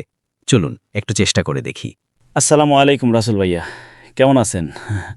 আশা করি ভালো আছেন। আর দোয়া করি সামনের রাতে আল্লাহ আপনাকে ভালো রাখে। আর ভূত এফএমের লিসেনার হিসেবে দোয়া করি যাতে boot.com-কে আপনি আরও এগিয়ে নিতে পারেন। সো আমি মোহাম্মদ মনির হোসেন বাপ্পি। আমার হচ্ছে জন্মস্থান নোয়াখালীতে, থাকিতে নিউ ইয়র্ক স্টেট ব্রুকলিনে। সো আমি একজন ড্রাইভার। সো আজকে মোটামুটি 5 বছর হয়েছে আমি আপনার ভূত এফএম যাই বলি না, ওখান থেকে আমি হিস্ট্রিগুলো শুনি প্রতিদিনই, এটা বলতে পারেন যে আমার রাতে যদি না শুনি তাহলে আমার ঘুম আসে না সহজে। এটা একবার নেশার মতো হয়ে গেছে আমার কাছে। আর আপনার গলার যে সাউন্ডটা ওইটা শুনতেই আমার কাছে ভালো লাগে, কারণ ঘটনাগুলি আপনার গলায় যেভাবে মানুষ হয় আমাদের গলায় ওরকমভাবে মানুষ হবে না। এই কারণে কখনো পাঠানোর সাহস করিনি। আর ঘটনাগুলো লিখতে গেলেও লেখাটা সম্ভব না, এত বড় ঘটনা গুছিয়ে লেখাটা আমার পক্ষে সম্ভব না, কারণ আমি কখনো এইভাবে ঘটনা লিখি নাই আর এভাবে কখনো কাউকে ভয় দেই নাই। সো এটা আমার অনেক ফার্স্ট টাইম, সো অনেক ভুল হইতে পারে, ক্ষমার দৃষ্টিতে দেখবেন। সো রাসেল ভাই, আজকে আমি 2টা ঘটনা নিয়ে আসছি। একটা ঘটনা হচ্ছে আমার সাথে ঘটা, সেকেন্ড যে ঘটনাটা ওইটা হচ্ছে আমার ক্লোজ রিলেটিভের সাথে ঘটা। সো 2টাই ঘটনাই আমি 100% দেখছি এবং ওটার সাথে আমি জড়িত ছিলাম। সো প্রথম যে ঘটনা ওটা অনেক শর্ট ঘটনা, আর যে সেকেন্ড যেটা ওটা অনেক লং স্টোরির। সো পুরাটাই বলতে হবে আজকে, ইনশাল্লাহ বলবো। আর যেহেতু এটা আজকে আমার প্রথম, তো ইনশাল্লাহ ভুল হলে ক্ষমা দৃষ্টিতে দেখবেন। আর যদি ঘটনা সিলেক্ট হয় ইনশাল্লাহ আমাকে জানাবেন, তাহলে ইনশাল্লাহ আমি শুনবো ঘটনাটা।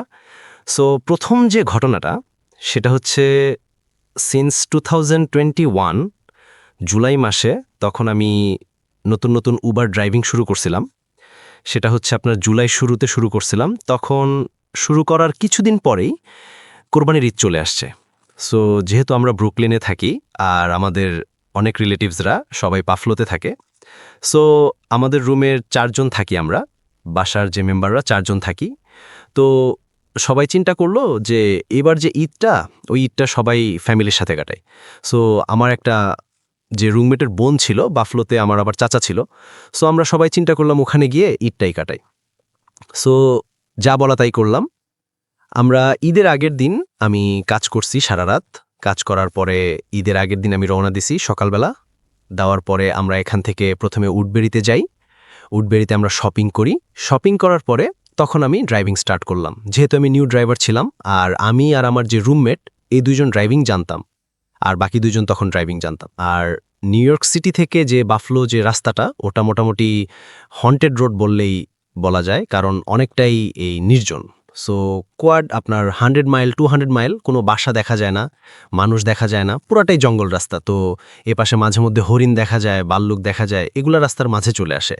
আর ওই হরিণের জন্য অনেক সময় অ্যাক্সিডেন্টও হয়। সো ঘটনায় ফিরে যাই। সো যখন আমরা উডবেরি থেকে রওনা দিলাম তখন আমি ড্রাইভিং শুরু করলাম। মোটামুটি মাইল চালানোর পরে 2 ঘন্টা চালানোর পরে আমাদের সবারই খেতে লাগবে, তখন মাগরিবের সময় হয়ে আসছিল। আমরা সবাই ঠিক করলাম যে একটা আশেপাশের একটা যদি কোনো রেস্টুরেন্ট পাই ওখানে থাকবো। তো অনেকক্ষণ ড্রাইভিং করার পরে কোনো রেস্টুরেন্ট আমরা ওপেন পাইতেছিলাম না, যেহেতু ওদিকে ভিলেজ সাইড আর হাইওয়ের আশেপাশে সবগুলো হচ্ছে পাহাড় পর্বত জঙ্গল।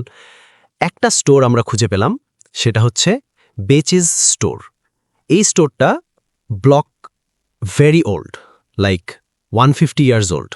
অ্যান্ড নিউ ইয়র্ক সিটিতে আমেরিকাতে যে বাড়িগুলো আছে অনেকগুলাই মোটামুটি 150 ইয়ার্স ওল্ড, এগুলো জাস্ট শুধু রিনোভেট করে আর ইউজ করে। সো ওই রেস্টুরেন্টটা এদের স্টাইলটাই ছিল অনেক ওল্ড ফ্যাশন স্টাইল। সো আমরা যখন ঢুকলাম দেখলাম যে ওখানে পিৎজা আছে। তো আমরা কি করলাম, আমরা একটা চিজ পিৎজা অর্ডার দিলাম। তো চিজ পিৎজা খাওয়ার পরে আমি কি করলাম, আমি ওখান থেকে যাওয়ার পরে চিজ পিৎজা খাওয়া যখন হচ্ছিল তখন পাশে ছিল জঙ্গল। তখন আমার স্টোরটাও ক্লোজ হয়ে গেছিল, আমাদের পিৎজা নেওয়ার পরে স্টোরটা ক্লোজ করে দিছে। সো একটা সময় পিৎজা খাওয়া অবস্থায়, খাওয়া শেষের দিকে, তখন আমার খাওয়া শেষ হয়ে গেছে আগে। তো আমি কি করলাম, আমি বললাম যে তখন আমি ভাইয়া স্মোক করতাম, সো টু সে। সো আমি স্মোক করার বাহানায় আমি এখন বলতেছি, যেহেতু সবাই আমার সিনিয়র ছিল ওদের জন্য তো আর স্মোক করা যায় না। সো আমি কি করলাম, আমি সবাইকে মিথ্যা কথা বলে আমি বললাম যে আমি প্রস্রাব করতে যাচ্ছি। তা আমি একটু জঙ্গলে যাইতেছি। সো তখন মাগরিবের আজানের সময়, তখন তো এখানে তো আজান দেয় নাই, বাট এখানে আশেপাশে মসজিদও ছিল না। বাট আমার কাছে মনে হচ্ছে তখন যে সূর্যটা ডুবা ডুবা অবস্থায় আছে, ডুবে গেছে অর্ধেক, এরকমই অন্ধকার নেমে আসতেছে মোটামুটি। সো আমি ওইখানে গিয়ে একটা মোটামুটি জঙ্গলের 10-15 হাত ভিতরে ঢুকে আমি একটা সিগারেট খেলাম। একটা সিগারেট যখন আমার শেষ করার পরে আরেকটা সিগারেট আমি ধরালাম। ধরানোর পরে চিন্তা করলাম যেহেতু এখন আবার লং ড্রাইভ, তো প্রস্রাবটা করি নেই। তা ওইখানে আমি ভুলটা করছি, আমি তখন এখানে দাঁড়ায়া প্রস্রাবটা করে দিছি। আমি চলে আসছি। চলে আসার পরে তখন আমি আবার ড্রাইভিং রিস্টার্ট করলাম সবাই একসাথে। তখন আমি নিউ ড্রাইভার ছিলাম, বাট অতটাও নিউ ছিলাম না যে আমি ড্রাইভিং করতে পারতাম। আমি ভালোই ড্রাইভিং করতে জানতাম, বাট এক্সপিরিয়েন্স কম ছিল। বাট কি যে হলো যে আমি ড্রাইভিং করা অবস্থায় হঠাৎ করে আমার শুধু আমি রাস্তার মধ্যে ব্রেক ধরতেছিলাম, কোনো রিজন ছাড়া। আর আমার কাছে মনে হচ্ছিল কেউ একজন আমার সামনে দিয়ে মানে আমাকে একদম মরিচিকার মতো, যেমন মরুভূমিতে যখন মরিচিকার মতো একটা আছে না, যে বোঝা যায় ওখানে মরিচিকা বাট গেলে দেখা যায় না, ঠিক ওই রকম কিছু একটা আমার কাছে মনে হচ্ছিল। কিছু একটা আছে। তখন আমি ব্রেক করি, বাট সামনে গিয়ে দেখি যে কিছুই। একটা সময় আমি চিন্তা করলাম যে এটা আমার পক্ষে সম্ভব না, আমার হয়তো কোনো সমস্যা হচ্ছে, আমি হয়তো রাতে ঘুম কম গেছে, এই কারণে হয়তো এবার আমার ড্রাইভিং করতে অসুবিধা হচ্ছে।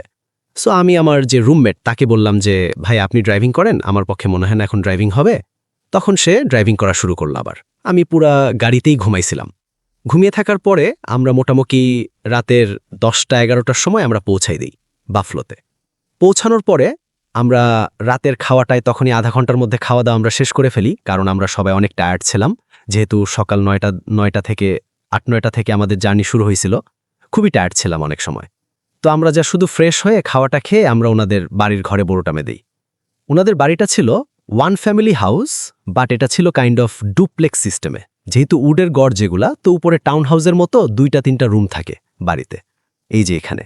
তো আমরা ওই 2টা রুমের মধ্যে একটা রুমে আমরা 3 জন হইছি, আর একটা রুমে আমাদের একটা ব্রোবেজ হইছে। তো শোয়ার পরে মোটামুটি আনুমানিক রাত 1:30 থেকে 2টার সময় হঠাৎ করে আমার ঘুম ভাঙল। আমি দেখলাম যে আমি ভাইয়ার নিচে ডাইনিং টেবিলে বসে আছি। বাট আমি এটা দেখে অনেকটাই ভয় পাইছি যে কেমনে কি সম্ভব, আমি তো ঘুমাইছি উপরে আর খাওয়া দাওয়া খাইছি রাত 11টার সময়, তো আমি এখানে আসলাম কিভাবে? সো ভাগ্য ভালো, তখন আপনার বাথরুমের লাইট ওপেন ছিল, বাথরুমের দরজাটাও খোলা ছিল, তো সিঁড়িটাও আমি দেখছি। তো এখান দিয়ে আমি আবার ওইটা চলে গেছি, কাউকে আর কিছু বলি নাই। আমি আবার গিয়ে শুয়ে গেছি। শুয়ে যাওয়ার পরে তার মেবি 4-5 ঘন্টা পরেই আমার ঘুম ভাঙছে। বাট ঘুমটা ভাঙছে কেমনভাবে, কেউ একজন আমাকে জোর করে ধরতে চাইতেছিল। বাট আমি তখন, আমার ঘুম ভাঙছে কিন্তু আমি কিছুই দেখতে পারতেছি না। আমি দেখতেছি শুধু আমার রুমমেটরা সবাই হাঁটাহাঁটি করতেছে, যারা আমার সাথে ঘুমাইছে সবাই তারা হাঁটাহাঁটি করতেছে, রেডি হচ্ছে, তারা কই যাবে নাকি। বাট আমি দেখতেছি যে কেউ একজন আমাকে বুকের উপরে বইসা আমাকে চাপ দেওয়ার জন্য চেষ্টা করতেছে। বাট আমি অনেক কি এমনটা অবস্থা যে আমি নিঃশ্বাস নিতে আমার কষ্ট হইতেছিল। বাট ও অ্যাকচুয়ালি কি করতে চাইতেছিল সেটা আমি বুঝতে পারতেছিলাম না। তখন হঠাৎ করে আমার মনে পড়লো আমাকে হয়তো বউয়া জিনে ধরছে। তখন আমি চেষ্টা করতেছিলাম যে আমি একটা সূরা যতটুকু মনে করতে পারতেছি পড়ার চেষ্টা করতেছিলাম, বাট কোনো কাজ আইতেছিল না। ঠিক তখনই আমার একটা রুমমেট তার জায়গা নেয়ার জন্য রুমে ঢুকছে, আমি স্পষ্ট দেখতে পাইতেছিলাম তাকে। তখন আমি তাকে বললাম, এই সালাউদ্দিন ভাই, আমার একটু হেল্প করেন, আমারে ভূতে ধরছে। তখন এই কথা বলছি আর তখন সে হাসা শুরু করছে। সে ভাবছে হয়তো আমি তার সাথে মজা করতেছি, কারণ তারা সবাই জানতো যে আমি সবসময় রাতে ভূতে প্রেম চালাই দিয়ে ঘুম যাই। তো এই কারণে তারা আমাকে নিয়ে অনেক সময় মজা করে যে কোনোদিন তোরা এসে সে বুঝতে ধরবে। তো ওইটা নিয়ে তারা মজা করতেছিল। তারা ভাবছিল হয়তো আমি তাদের সাথে দুষ্টামি করতেছি বা হয়তোবা ঘুমের মধ্যে গেতেছি। তো তারা হাসাহাসি করতেছিল। তার কিছুক্ষণ পরে আমাকে তারা আপনার জিনটা ছেড়ে দেয়। ছেড়ে দেওয়ার পরে আমি 2 ঘন্টা পরে আবার ঘুম গেছি। তো ঘুম যাওয়ার পরে তখন আমি স্বপ্নের মধ্যে অনেক ভয়ঙ্কর স্বপ্ন দেখা শুরু করছি। যেমন আমি ড্রাইভ করতেছি, হঠাৎ করে একটা টানেল আসলো, টানেলের পরে দেখলাম যে পুরোটাই ফাঁকা, নিচে আপনার পুরোটাই নদী। তো আমি ভিতরে গিয়ে পড়ে গেছি। পড়ে যাওয়ার পরে আমি আবার ড্রাইভ করতেছি, কেউ একজন এসে আমার সামনে দিয়ে আমার মাইরা দেয়। তো এগুলা দেখার পরে আমি ভাইয়া চিন্তা করলাম ইটস নট এ নর্মাল। একদিনে যেহেতু এতগুলা ঘটনা ঘটছে, সো আমি বলতেছি বাংলাদেশে একটা পরিচিত হুজুর আছে আমাদের, তো ওনারে বুঝাইয়া বললাম যে সরি, এভাবে ঘটনা, আর আমি তো বুঝতে পারতেছি যে এগুলো নর্মাল না, বাট আপনার কাছে কি মনে হচ্ছে? তখন সেও বলল যে না বাপি, এগুলো নর্মাল না, তুমি হয়তো যে ভুলটা করছো, যে জঙ্গলের মধ্যে যখন তুমি প্রসার করতে গেছো হয়তো তুমি তখন কোনো জিনকে ডিস্টার্ব করছো। তখন নর্মালভাবে হুজুর আমাকে কিছু আমল শিখাই দিছিল যে তুমি এভাবে করবা, হয়তো আগামীতে আর প্রবলেম হবে না ইনশাল্লাহ। সো ওইটাই করলাম, তারপর থেকে সব ক্লিয়ার, সব ভালো হয়ে গেছে। তো আমরা আবার নিউ ইয়র্কে কোরবানি করে আমরা নিউ ইয়র্কে ফিরলাম তার 4-5 দিন পর। ফেরার পরে আপনার তার ঠিক 1.5 মাস পরে সেম আমি রাতে কাজ করি, যেহেতু আমি ওভার ড্রাইভ করি নিউ ইয়র্কের প্রতিটা ব্লকেই, প্রতিটা বড়তেই আমার যাওয়া হয়। এমনকি ব্রুকলিন একটা সেন্ট ব্রুকলিন একটা পার্ক আছে, ও পার্কটা হচ্ছে আপনার পার্ক স্লোপ পার্ক বলে এটাকে, অনেক ফেমাস, অনেক বিশাল পার্ক। ও পার্কের অপোজিটে আপনার 2 মিনিট দূরত্বে একটা আপনার খ্রিস্টানদের একটা কবরস্থান আছে। সো ওইটা মোটামুটি আপনার বিশাল একটা জায়গা নিয়ে আর স্প্রেত আছে। তো ওই জায়গাটা আপনার মোটামুটি আপনি যদি ড্রাইভ করেন আপনি অ্যাবাউট 1.5 মাইল লম্বা হবে, চওড়াতে আরও বেশি, পুরাটাই সব খ্রিস্টানদের কবর। তো যেই কবরের যে সাইডটা, ওই রোডের ওই পাশেই আমি একটা খালি পার্কিং পাইছি। তো ওখানে আমি পার্ক করলাম। আমার যেহেতু রাতের বেলা প্রসাদ, তখন রাত 3টা বাজে, সো তখন সবকিছু বন্ধ, আমিও আর কোথাও রেস্টরুম ইউজ করার মতো আর আমারও জায়গা ছিল না। সো তখন আমি ওখানে দাঁড়ায় আর একটা সিগারেট মুখে নিয়ে আমি প্রসাব করলাম দাঁড়িয়ে। তো করার পরে ওই দিন আমি আপনার কাজ কমপ্লিট করছি সকাল 6টা বাজে। করার পরে বাসায় আসতে আমার 7টা বাজছিল। খাওয়া দাওয়া করছি, করার পরে আমি ঘুম গেছি মেবি 9টা বাজে। তো 9টা বাজে ঘুম যাওয়ার পরে আমি একটা খুব বাজে স্বপ্ন দেখছি। বাজে স্বপ্ন দেখার পরে আমি আপনাকে বলতেছি যে স্বপ্নটা ঠিক এমন ছিল যে আমি হঠাৎ করে দেখলাম যে আমি দেশে আছি, বাংলাদেশেই নোয়াখালীতে আছি আমার বাড়িতেই। তখন বাড়িতে থাকা অবস্থায় আমি দেখলাম যখনই আমি বাড়িতে ঢুকলাম তখনই আপনার আমার পিছন থেকে 4-5টা অ্যাম্বুলেন্সের আওয়াজ আমি শুনতে পারতেছিলাম। ওই আওয়াজগুলো আসতেছিল। তখন আমি চিন্তা করলাম ইউএস এর যে অ্যাম্বুলেন্সের যে সাইরেনটা, ওই যে সাউন্ডটা, ওই সাউন্ডটা বাংলাদেশে ইউজ করেন, এখানে আসলো কিভাবে? তো আমি বাইর হলাম, দেখলাম যে 3-4টা অ্যাম্বুলেন্স আর একটা ফায়ার সার্ভিস। তখন আমি জিজ্ঞেস করলাম কি হইছে? তখন আমার ফ্যামিলি মেম্বাররা আমাকে বলল যে পাশের ঘরের একটা ছেলে পানিতে পড়ে মারা গেছে। তখন আমি কি করলাম, আমি সোজা রাস্তায় না গিয়ে আমি আমাদের ঘরের পিছনে যে জঙ্গলটা, জঙ্গলের সাইড দিয়ে তাদের বাড়িতে ঢুকলাম। ঢুকার পরে দেখলাম লাশের যে খাটিয়া আছে, খাটিয়ার মধ্যে বাচ্চাটাকে শোয়ানো, আর চারপাশে গোল করে আমার যেই কাদিমগুলো আছে আর বাড়ির যে মেম্বারগুলো আছে সবাই দাঁড়ায় আছে। বাট ওখানে শুধু ছেলেগুলাই দাঁড়ানো ছিল। বাট ছেলেটা আপনার 5 থেকে 6 বছর হবে, ছেলেটার 6-7 বছর হবে এরকম। ছেলেটাকে আমি দেখলাম, ছেলেটার পায়ে প্রথমে আমার নজর গেছে, তখন তার পায়ের দিকে। প্রথমে পায়ের থেকে আস্তে আস্তে আমি চিন্তা করলাম এত সুন্দর যে ছেলেটা, এত কালার আপনার লাইক এখানে যে আইরিশ জাতি যেগুলা, যে তাদের যে কালারটা ওই সেম কালারটাই। তাই আমি বললাম আমি এই ছেলেটা কার, কোনোদিন দেখি নাই। সো যখনই আমি তার পায়ে থেকে তার চেহারা দেখার চেষ্টা করলাম, যখনই তার আমি ফেসটা দেখলাম, দেখার পরে তার ফেসটা একটু ভালোভাবে দেখার জন্য আমি যখনই আমার নিজের আগায় নিলাম তারে দেখার জন্য, তখনই সে হঠাৎ করে চোখটা খুইলা ফেলল। বলার সাথে সাথে ভাই আমি দেখলাম যে যে লাশের যে চোখটা পুরাটাই কালো, কোনো মনি নেই। তার থেকে ভয়ঙ্কর যে ব্যাপারটা সেটা হচ্ছে খাটিয়ার পাশে যে কাজিনগুলা ছিল আমার, তারা বলতে শুরু করলো যে এই সুন্দরী চোখ খুলছে, সুন্দরী চোখ খুলছে। এবং তারা হাসা শুরু করছে। তারা এমনভাবে হাসতেছে যে তারা কোনো মানুষের ক্যাটাগরিতেই পড়ে না, যে একটা লাশ সামনে আছে, লাশ চোখ খুলছে, তারা হাসতেছে। এই জিনিসটা দেখে আমি নিতে পারতেছিলাম না। নিতে না পড়লে ভাই আমি ঘুম থেকে 1 লাফ দিয়ে উঠছি। উঠার পরে তখন আমার আরেকটা রুমমেট তখন রান্না করতেছি, যেহেতু আমাদের বাসার মধ্যে আমরা 4 জন থাকি, 4 বেডরুমে 4 জন থাকি। তো আমার কিচেনটা হচ্ছে আমার রুমের সামনেই। তো আমার দরজাও খোলা ছিল। আমি 1 লাফ দিয়ে ওইখানে গিয়ে বইসা আমি হাঁকানো শুরু করছিলাম। একটা পর্যায়ে ভাইয়া আপনার আমার রুমে জিজ্ঞাসা করলো যে কি হইছে বাপ্পি? আমি বললাম যে ভাই এমন এমন ঘটনা। তখন সে বলল ইটস নরমাল। সো তখন আমিও চিন্তা করলাম এমন ডেয়ারিং এবং ভয়ঙ্কর ঘটনা আমিও তো কখনো দেখিনি। সো তখন আমি ঠিক করলাম যে জিনিসটা আমার ফ্যামিলিকে জানানো উচিত, হয়তো আমি কোনো ভুল করে ফেলছি আগের বারের মতো। তো আমি কি করলাম ভাইয়া, আমি আমার ফ্যামিলিকে জানালাম। তখন ফ্যামিলি ওই হুজুরের সাথে কথা বলল। হুজুর বলল তুমি একটা জিনকে ডিস্টার্ব করছো, তুমি যখন প্রস্রাব করছো তারপর ডিস্টার্ব হইছে। সো তুমি এইভাবে আর কখনো প্রস্রাব করবা না রাতের বেলা। তারপরে উনি আমাকে কিছু আমল শিখা দিছে, যে আপনার নিজে নিজে পানির মধ্যে ফু দিয়া পানি খাওয়া, তারপরে শোয়ার আগে ফু দিয়ে শরীর বন্ধ করা, সূরা পড়া, নামাজ পড়া, এটা নর্মাল যেগুলা এগুলা। তারপর থেকে আর কোনো সমস্যা হয়নি। সো এইটাই ছিল ঘটনা আমার কাছে। আরও ইনশাল্লাহ আরও ঘটনা আছে। আর জানি না লিসেনারদের কাছে কেমন লাগবে। যদি ভালো লাগে, আর রাসেল ভাই আপনার কাছে যদি ভালো লাগে, তাহলে ইনশাল্লাহ আমাকে জানাবেন। যদি এটা সিলেক্ট হয় আমার ঘটনাটা, তাহলে ইনশাল্লাহ আমি আরও অনেক ঘটনা দিব। আর ইনশাল্লাহ আমাদের যে নোয়াখালীর যে আমার যে বাড়িটা, সেটা হচ্ছে সোনাই বাড়িতে। ওইখানে আপনার মিনিমাম আমার কাছে 200 জিনের ঘটনা আছে। পিওর ওগুলো আমি বাড়িতে থাকা অবস্থায় আমি দেখছি। সো এখন আপাতত এটাই দিলাম। ভালো থাকেন, সবাই দোয়া করবেন। আসসালামু আলাইকুম। আজ আবার শুনতে পাচ্ছেন শব্দটা আমার আয়নার ভেতরে রোজ এভাবেই আসে। Welcome back. আশা করছি আপনারা সবাই ভালো আছেন, ভালোর দলে আছেন। প্রতি শুক্রবার ঠিক ফিরে আসি। মাঝে মাঝে ভীষণ কষ্ট হয় যখন দেখি যে আমাদের কন্টেন্টগুলো কেউ কপি করে তার ইউটিউব চ্যানেলে তুলে দিয়েছে। কিছু মানুষ এই কাজটি করবে, এটা খুবই স্বাভাবিক। কিন্তু আমরা যারা শুনছি সে সমস্ত ফেক চ্যানেলে গিয়ে তার ওকে ঠিক কাজ করছি, প্রশ্নটি আপনার কাছে। আমরা চলে যাব ঘটনায়। এই মুহূর্তে একটা অডিও ক্লিপ শোনাবো আপনাদেরকে। আশা করছি প্রথম থেকে শেষ পর্যন্ত শুনবেন এবং ভালো লাগবে আপনাদের। চলুন শুরু করা যাক। আসসালামু আলাইকুম রাসেল ভাই ও শ্রোতা বন্ধুরা, আশা করছি ভালো আছেন এবং ভালোর দলেই আছেন। ভাই আমার নাম হচ্ছে মোহাম্মদ রাব্বি মিদা, আমি ভোলা সদর উপজেলার ধনিয়া ইউনিয়নের ছোটাওয়াগি গ্রাম থেকে বলতেছি। ভাই আজকে আপনাকে যে ঘটনাটা আমি শেয়ার করছি, এই ঘটনাটা হচ্ছে আমার দাদার কাছ থেকে শোনা। প্রায় আজ থেকে 20-25 বছর আগে আর কি, না তারও বেশি হবে, 30-35 বা 40 বছর আগের হবে। তো আমি কথা না বলিয়ে সরাসরি ঘটনায় চলে যাচ্ছি। সালটা প্রায় 1970 থেকে 80-র দিকে হবে। আগেকার দিনে মানুষ হচ্ছে আপনার যাত্রাপালা হতো। আগেকার দিনে আপনার ওই যে যাত্রাপালার গান হতো আর কি। তখনকার দিনে তো আর এত রেডিও ছিল, আপনার টিভি ছিল না। ওই জায়গায় তো অনেক এখন যেরকম গান হয় ওরকম গান হতো না। মানুষ রাত্রেবেলা যাত্রাপালার গান শুনত। তখন আমার দাদা ছিল তখন প্রায় 30-35 বছর বয়সী। তখন উনি কি করত, উনি কি হলো আপনার গান শুনতে গেল আর কি, যাত্রাপালার গান শুনতে গেল। তো উনি গান শুনতে যাওয়ার সময় ওনার সাথে করে একটা ছোট ছেলেকে নিয়ে গেল, আমার দাদার ভাতিজা হবে আর কি। এখন উনি সাথে করে নিয়ে গেল, আর তখন রাত প্রায় 10টা থেকে 11টা, মানে গান শুরু হয়েছে সন্ধ্যার দিকে, তখন প্রায় 11টা থেকে 12টা হবে।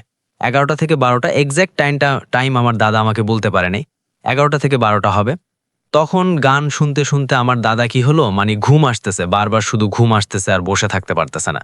তখন আমার দাদা কি বলল, যে ছোট ছেলেটাকে নিয়ে গেল, ওকে বলল যে চল আমরা চলে যাই, আমার দাদা ঘুম আসতেছে, আমরা চলে যাই চল।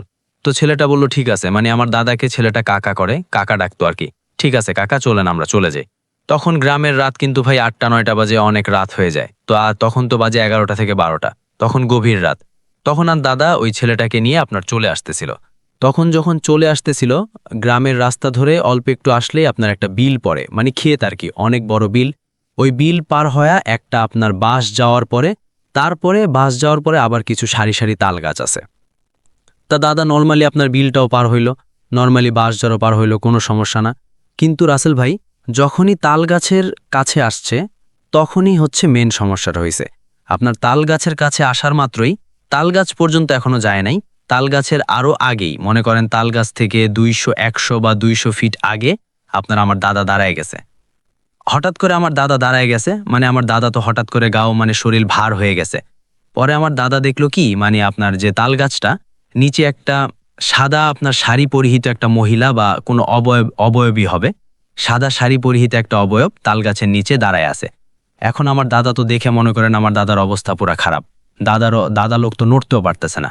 তো আমার দাদা ছোট ছেলেটা ছিল, আমার দাদা কি ছোট ছেলেটাকে দেখালো না জিনিসটা, মানে ও তো ছোট ছিল তখন, অনেক ভয় পাইতো, ওকে আমার দাদা দেখায় নেই জিনিসটা। তো আমার দাদা যখন দেখলো, মানে আমার দাদা দাঁড়ায় আছে ওখানে, প্রায় অনেকক্ষণ দাঁড়ায় ছিল, দাঁড়ায় থাকলো। যখন আমার দাদার চোখটা ওই মহিলা মানে অবয়বটার দিকে গেল, সাদা শাড়ি পরিহিত যে অবয়বটা কিন্তু আমার দাদাকে আবার খেয়াল করেনি। অবয়বটা যখন দাদা অবয়বটার দিকে তাকাচ্ছিল, তখন দাদা দেখলো, মানে আপনার কি বলবো, এটা হচ্ছে আপনার তাল গাছটার যে ইয়াটা আছে আপনার নিচ থেকে, মানে অবয়বটা আস্তে ধীরে ধীরে ধীরে ধীরে মানে আকৃতি অনেক বড় করে ফেলতেছে। আর অবয়বটার শাড়ির যে আঁচলটা মনে করেন 100 থেকে 200 ফিট, তার 100 ফিটের বেশি হবে, 200 ফিটও বেশি হতে পারে, এত বড় শাড়ির আঁচল। ধীরে ধীরে অবয়বটা বড় হইতেছিল, আর মানে তাল গাছটার আশেপাশে দিয়ে ঘুরে ঘুরে ঘুরে ঘুরে ঘুরে ঘুরে তাল গাছটার মাথায় চলে যেতেছিল। আর শাড়ির আঁচলটা এত বড় ছিল না, যখন বলতেছিল চোখে আমি ভয় দেখতেছিলাম, যে শাড়ির আঁচলটা এত বড় ছিল যে আপনার কি বলবো, ও অনেক বড় ছিল, ও 200 ফিটের অনেক বড়। তো তাল গাছটার সাইড দিয়ে আস্তে আস্তে আস্তে আস্তে আস্তে আস্তে ওটা একবারে মাথায় চলে গেল, তাল গাছের মাথায়। এখন তখনই আমার দাদা দেখে আস্তে আস্তে আস্তে আস্তে আস্তে পিছে পিছে উঠতেছে, মানে পিছের দিকে আসতেছে, আস্তে আস্তে আস্তে আস্তে আস্তে পিছের দিকে আসতেছে।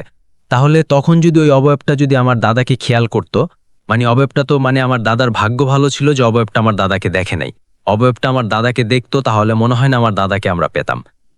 দেখলাম অভাবটা আস্তে আস্তে ওই তাল গাছের উপর থেকে আপনার এক গাছ থেকে আরেক গাছে, মানে কি বলবো, পা দিতেই এক গাছ থেকে আরেক গাছ চলে যাচ্ছে, পা দিতে এক গাছ থেকে আরেক গাছে চলে যাচ্ছে। গাছের কিন্তু ডিফারেন্স অনেক দূর। দেখলাম এত বড় ওনার পাগুলা যে এক গাছ থেকে পা দিতে আরেক গাছ চলে যায়, এক গাছ থেকে পা দিতে আরেক গাছ চলে গেছে। তা দেখতেছে তখন শেষ পর্যায়ে একবার শেষের যে গাছটা ছিল, মানে অনেকগুলা গাছ ছিল, তো একবার শেষ গাছটাই গিয়ে ওটা দাঁড়াইয়া আপনার চারদিকে ঘুরতেছে উনি, ওটা উপরে উঠে শুধু ঘুরতেছে। দেন এখন আমার দাদাও দেখে, আমার দাদা শরীর পুরা ভার, এখন উনি আস্তে আস্তে পিছন দিকে যাইতেছে।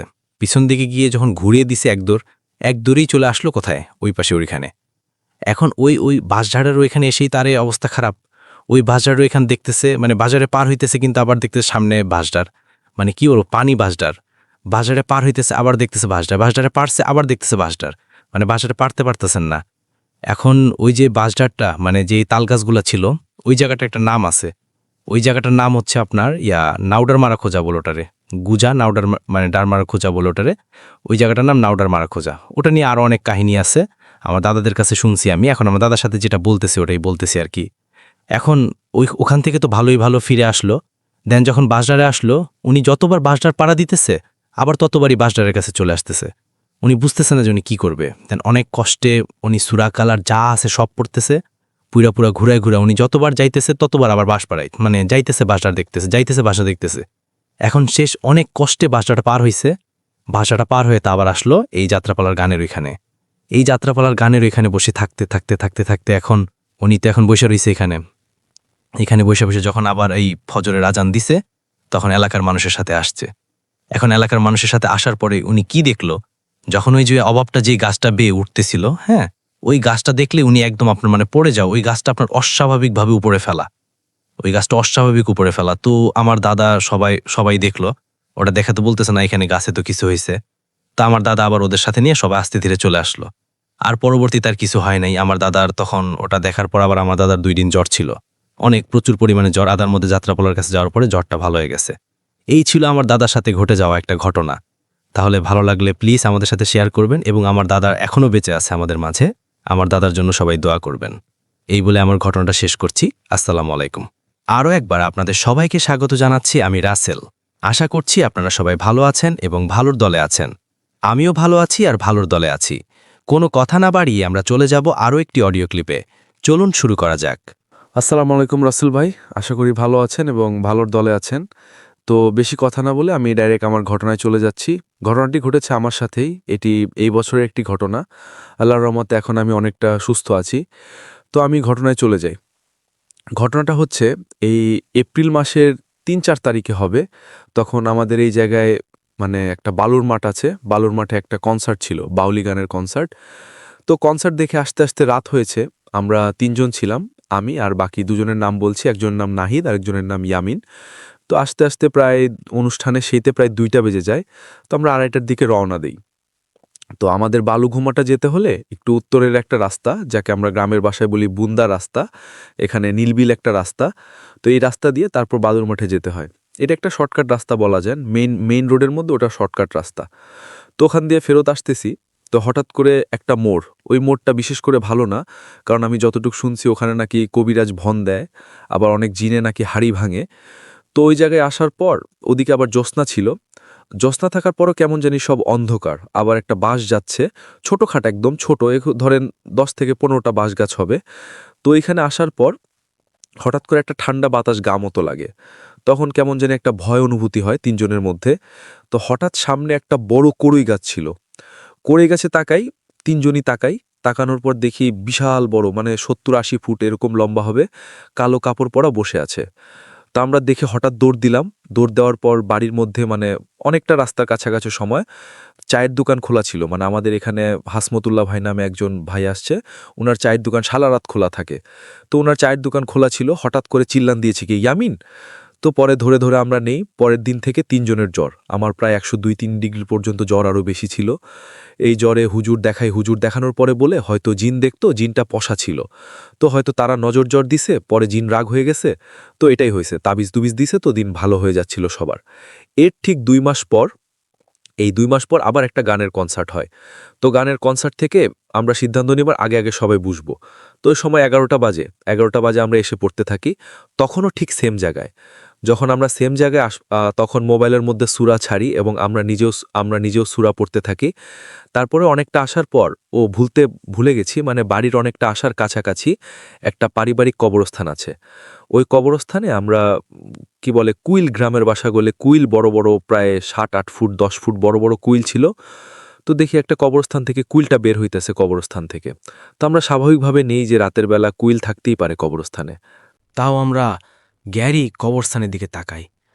তাকানোর পর যা দেখি তা দেখার জন্য মোটো বস্তু ছিলাম না।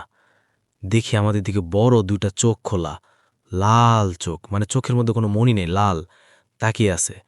আমরা দেখা ভয় এমন এক দৌড় দেই, ডাইরেক্ট আমার পাইলটের সামনে যা অজ্ঞান দিয়া পুইরা জায়গা, চিল্লান দিয়া পুইরা যাই। ওরাও আমার সাথে সাথে এসে পুইরা জায়গা। ওরাও অজ্ঞান হয় না, তার অজ্ঞান আমার একদিন পুরো জ্ঞান আসে না। জ্ঞান না আসার কারণে পরে একদিন সুস্থ হই। সুস্থ হওয়ার পরে আমি চোখ দেখাই হুজুররে, দেখানোর পরে বলে জিন আচর করছে। তো একটা ভালো কবিরাজ দেখায়, কবিরাজ দেখানোর পরে একটু তাবিজ টুবিজ দিয়া টিয়া কতদিনে জিন টানায়া জিন দূর করে দেয়। তো এই ছিল আমার ঘটনা। ভালো লাগলে পরে শোনাবেন। আরও অনেক ঘটনা আছে, যদি সিলেক্টেড হয় তাহলে জানাইবেন, তাহলে আমি আরও ঘটনা পাঠাবো। আর আমার বাড়ি সে নারায়ণগঞ্জের রূপগঞ্জের পোলাব ইউনিয়নের পুখারিক অবস্থিত। ধন্যবাদ রাসেল ভাই। আমি অশ্বরী দেখতে পাবে না গো, এতকাল ধরে শুনছো, সরাতে কি পাও না তুমি? Fear Returns. আসসালামু আলাইকুম এভরিওয়ান, অ্যান্ড রাসেল ভাই আপনি অলসো ভালো থাকেন, তার জন্য জিজ্ঞেস করলাম না। আমি সরাসরি স্টোরিতে চলে যাবো, আমি বেশি ওয়েট করাম না কাউকে। তো আমি আমার কন্ডিশনটা একটু বলি। আমি ছোট থেকে অনেক ভীত একটা ছেলে। আমার ভূত প্রেত যেটাই, এগুলা নিয়ে আমার অনেক আকর্ষণ ছিল এবং আমি ভীত ছিলাম। প্রতিদিন সন্ধ্যা হলে আমি চলে যেতাম দাদুর রুমে। ছোটবেলায় ভূত স্টেশন। তো আমি যেহেতু ছোট ছিলাম আর আমি ভূত ভয়ও পাইতো অনেক বেশি।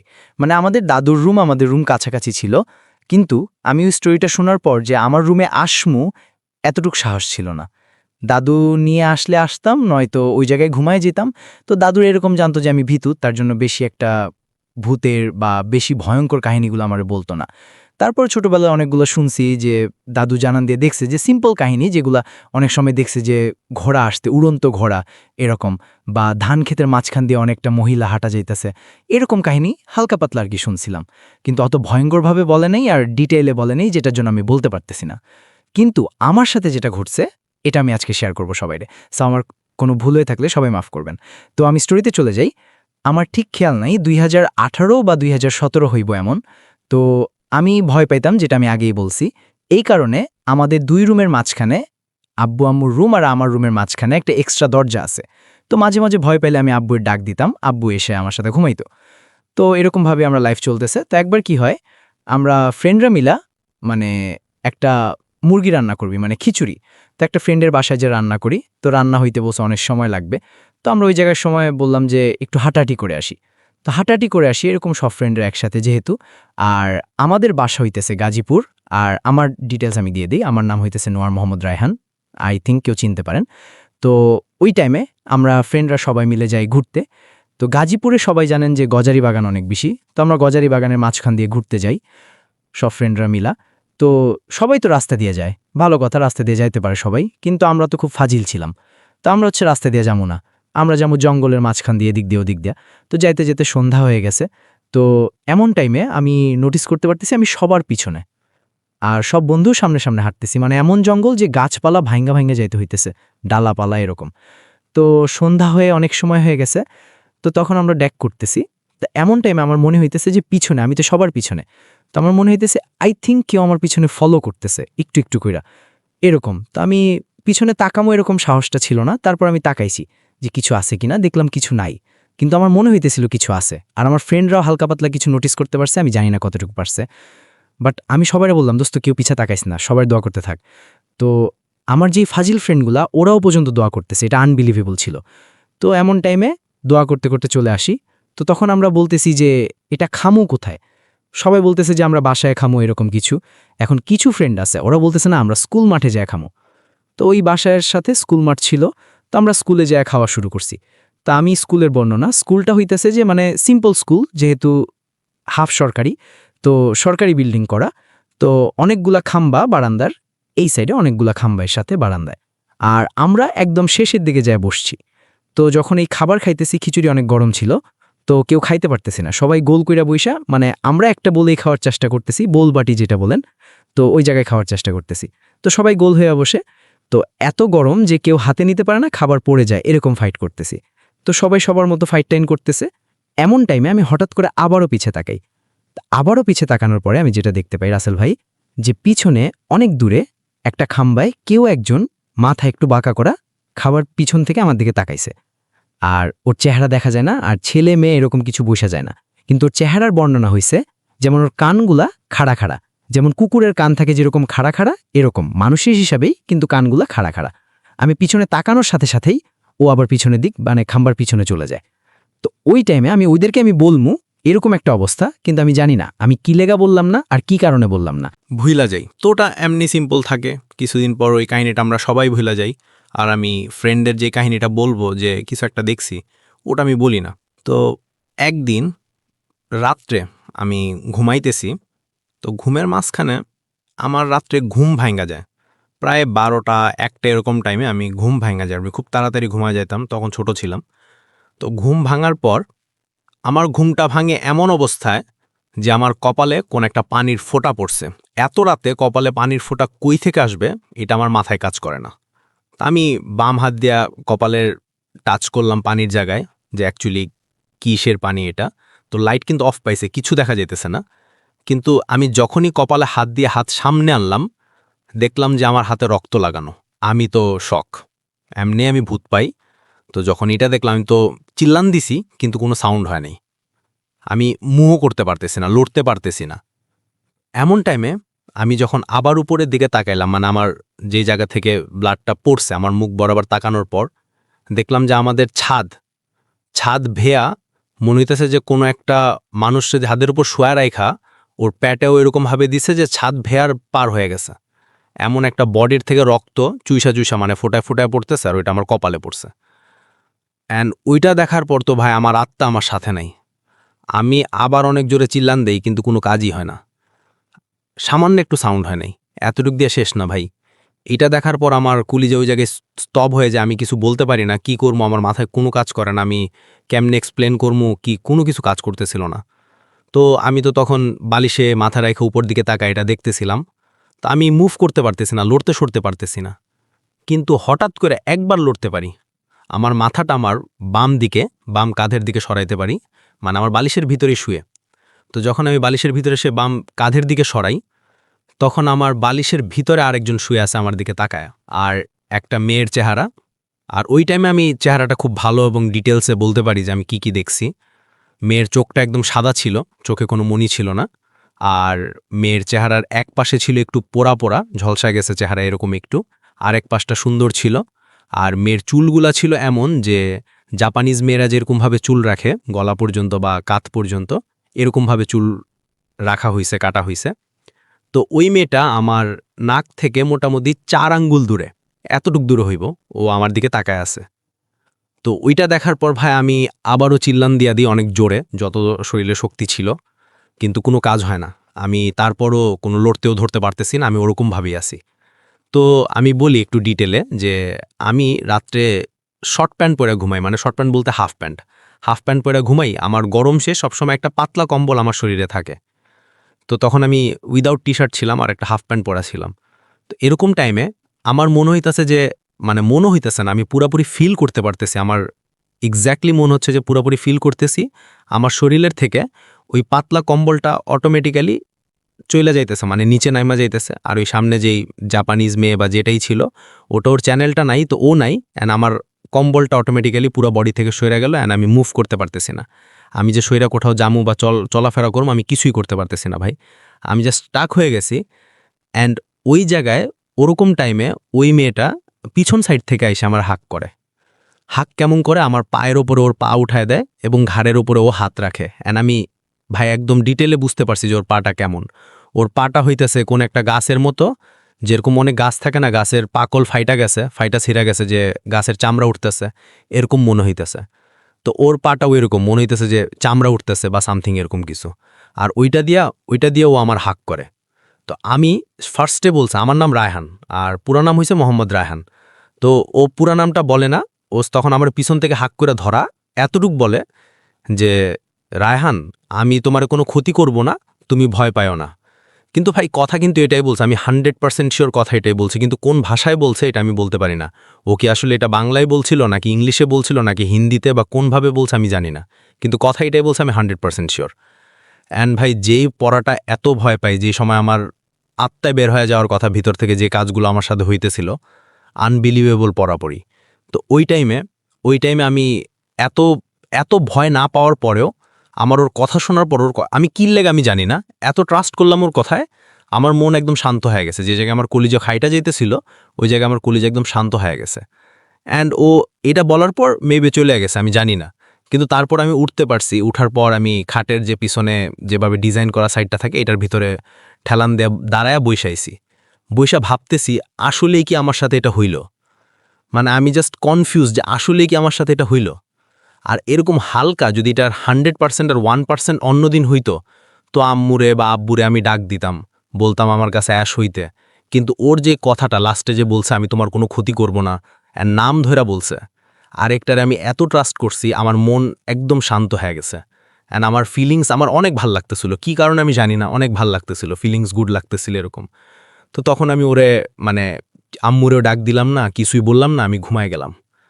আর আরেক দিনের কাহিনী, এটা একটু ভয়ঙ্কর না, কিন্তু কাহিনী একটাই। তো আমাদের 2 রুমের মাঝখানে একটা দরজা আছে, আমি আগেই বলছি 2টা রুমের দরজা আছে, 2 রুমের মাঝখানে একটা দরজা আছে। তো আমার আব্বু পলিটিক্স করতো, অনেক রাত্রে বাসে আসতো, 2টা 3টা এরকম। তো এমন টাইমে একদিন বাসে আসছে, আর দেখতেছে আমার গায়ের যে পাতলা কম্বলটা, এটাও বলছি ভাই, এই পাতলা কম্বলটা বাইরে, মানে যে জায়গায় আমরা কাপড় রোদ দেই মানে শুকানোর জন্য, ওই জায়গায় পাতলা কম্বলটা রাখা আর বিসি চলতেছে। আর আমার রুমের দরজা খোলা। তো আব্বু ডাইরেক্ট আমার রুমের দরজা খুইলা, পরে মাঝখানে রুমের দরজা খুইলা আম্মুরে ডাক দিয়ে, আম্মু শক হয়ে যায়, কিভাবে তুমি রুমে আসলা, রুম তো লক করা ছিল। পরে রায়নার রুমের দরজা খোলা আর ওর কম্বল ওই জায়গায় রাখা। তো আম্মু ওইটা মানে বকতাছে আমার, মানে মনে মনে আর কি, মনে মনে বলতেছে যে এই ছেলেটা মানে কম্বলটা বাইরে কি লাগা বেশি সময় রাইখা দিছে হ্যান ত্যান। পরে সকালবেলা আমি যখন ঘুম থেকে উঠছি, ওঠার পর দেখি কম্বল আমার বাইরের জায়গায় ভাঁজ করা। আমার রাগ হচ্ছে যে আমার গায়ের কম্বল বাইরের জায়গায় ভাঁজ করে রাখছে কে। তা আমি বলতেছি যে আমি রাখছি। তা আমি যখন বললাম যে কি তুমি আমার কম্বল আমার গায়ে থেকে নিজে রাখছো, কয় তোর গায়ের কম্বল তো কালকে ওই জায়গায় ছিল, ওই জায়গায় রাখছোস। আমি কি পাগল যে আমি ওই জায়গায় রাখবো? আমি কালকে রাত ঘুম থেকে উঠিনি। এই কথা বলতেছি তো আরেকটু ডিটেল যদি বলি ভাই, আমার মশারি যে আমি টানাই রুমের ভিতরে, আমার মশারি চারাও সাইড একদম মানে সাইডটা বুজে রাখি যাতে মশা না ঢুকতে পারে। তো ওই দিন নাকি মশারির সাইড খোলা ছিল, কম্বল ছিল বাইরে, দরজা ছিল খোলা, তার মানে আমি গেছি, কিন্তু আমার কিচ্ছু মনে নেই যে আমি গেছি। অ্যান্ড স্টিল আমার আম্মু বিলিভ করে না যে আমি গেছি। আর সবচেয়ে ডেঞ্জারাস জিনিস একটা, যে আমার সাথে যে ঘটনাগুলো ঘটে, এত ভয়ঙ্কর ঘটনাগুলো যে ঘটে, এই ঘটনাগুলো না মানে আমার মনে থাকে না পরের দিন যে আমি কাউকে বলমু, বা আমি ফিক্স করে রাখিছি কালকে আমার বেস্ট ফ্রেন্ড এটা কমু যে এরকম এরকম হয়েছে, কিন্তু আমার মনেই থাকে না। কিন্তু কয়েকদিন পরে হঠাৎ করে যখন ভূত প্রেত এসব বিষয়ে কথা বলি বাবা হয়, তখন আমার মনে পড়লে আমার টোটালি ফুল এক একটা ডিটেল আমার মনে থাকে। কিন্তু যদি আমি মনে না থাকে তাহলে আমি কিচ্ছুই বলতে পারি না, মানে আমার মনেই থাকে না। আর আমার সাথে আরো কিছু বোবাজিনের কাহিনী আছে, মানে যদি একটু শর্টে বলি ভাই, একদম কয়েক সেকেন্ডে, যে 365 দিন যে বছরে হয়, তার ভিতরে 300 দিন আমার সাথে বোবাজিনে দেখা হইতো। আর এমনও দিন গেছে রাতে 3বার 4বার পর্যন্ত দেখা হইতো। মানে ওর সাথে আমার একটা কেমন জানি বন্ডিং হয়ে গেছে, অ্যাকচুয়ালি সে অভ্যস্ত হয়ে গেছে। এখন ও বেশি একটা ক্ষতি করতে পারে না, আর আমিও বেশি এক্সপিরিয়েন্স হয়ে গেছি। আর আমার লাইফে এতটা চেঞ্জ আসবে আমি কখনো ভাবতে পারি নাই। আমরা সবাই ভাবি যে ভূত আসলে আমরা দেখমু, ভূত আসলে আমরা এটা করবো সেটা করবো, মানে এনজয় টাইপের নেই। কিন্তু যখন এক্স্যাক্টলি আমাদের সাথে এটা হয়, তখন মানে কিচ্ছু থাকে না, সবাই এরকম ইন্টারেস্ট নিয়ে থাকে যে আমার দেখার খুব ইচ্ছা। আমিও ওটা ভাবতাম যে আমার খুব দেখার ইচ্ছা, কিন্তু যখন দেখছি একবার, তারপর থেকে দেখার ইচ্ছা একদম মাটি হয়ে গেছে। সো যারা এইসব বিলিভ করেন না যে ভূত প্রেত আছে, এইসব সব সামথিং, দেখেন ভূত প্রেত আছে কিনা আমি জানি না, কিন্তু জিন আছে। আর জিনের ভিতরে আমাদের মানুষের ভিতরে যেমন খারাপ মানুষ আছে, ভালো মানুষ আছে, তখন জিনের ভিতরে কিছু আছে যারা খারাপ জিন বা মানে একটু নোংরা জিন, তাদেরকে আমরা জিন, ভূত, পেচাস বা উল্টাপাল্টা বলি। আর যারা ভালো জিন তাদেরকে আমাদের মসজিদে দেখতে পাই, বা তাদেরকে আমরা ভালো বলি, বা পড়ি বা সামথিং এরকম কিছু বলি, জিনিয়া বলি। তো এরকম কিছু, তো আমার এক্সপিরিয়েন্স থেকে আমি যতটুকু বললাম এতটুকুই। যদি আমার স্টোরি সিলেক্টেড হয় তাহলে আমি নাম্বার দিয়ে দিতেছি। অ্যান্ড আমার নাম রুহান মাহমুদ রায়হান। আমার অবশ্যই জানাইবেন রিকোয়েস্ট, কারণ আমি সেদিন অবশ্যই শুনবো। আর আমি অতিরিক্ত বিজি থাকি, দ্যাটস ওয়াই আমি আপনাদের কাছে যাইতে পারলাম না। ওই জায়গায় যায়া বলতে পারলে আমার আরও বেশি ভালো লাগতো। ধন্যবাদ রাসেল ভাই আপনাদেরকে যে ভূত এফএম বন্ধ হয়ে যাওয়ার পর চালু করার জন্য। অনেক মিস করতেছিলাম মাঝখানে কিছুদিন, অ্যান্ড যেটা হয়েছে অফ হওয়ার কারণে একদমই ভালো লাগতেছিল না। ধন্যবাদ সবাই, অ্যান্ড এর সাথে যারা কাজ করেন টিম, সবাইকে থ্যাংক ইউ এত সুন্দর একটা জিনিস আমাদের কাছে রাখার জন্য। আর দয়া করে প্লিজ জানাইবেন যদি সিলেক্টেড হয়। অ্যান্ড আমার কিছু হাইড রাখা লাগবো না, সব কিছু ডিটেলে বলতে পারেন। আর আমি মাঝে মাঝে একটু হিমশিম খেয়ে গেছি, যদি চান এগুলা কাইটা বা যেভাবে দিতে পারেন। ভালো থাকবেন রাসেল ভাই, আপনি অলওয়েজ ভালোর দলে থাকেন। খুদা হাফেজ, টাটা। Welcome back. সব কিছুর একটা শেষ আছে। আমি জানি না ফ্রি চ্যানেলগুলো যেভাবে আপলোড করছে তার কোনো শেষ আছে কিনা, তবে আমাদের সময় ফুরিয়ে গেছে। আমাদের আজকের এপিসোডটি শেষ করতে হবে। আপনারা সবাই ভালো থাকুন, এবং আশা করছি যে আমি যেহেতু শেয়ার করলাম, আসলে তো শেয়ার করা হয় না, নিশ্চয়ই আপনারাও কোনো একটা ব্যবস্থা নেবেন। আমি আজকের মতো বিদায় নেব, ফিরে আসবো আবারও। সেই পর্যন্ত সবাই ভালো থাকুন, সুস্থ থাকুন। মোস্ট ইম্পর্টেন্টলি rahenti.com-এর সাথে থাকুন, আমাদের চ্যানেলটি সাবস্ক্রাইব করুন, আর বেল আইকনটি ক্লিক করে ফেলুন এখনই। আমরা আজকের মতো বিদায় নিচ্ছি। আল্লাহ হাফেজ।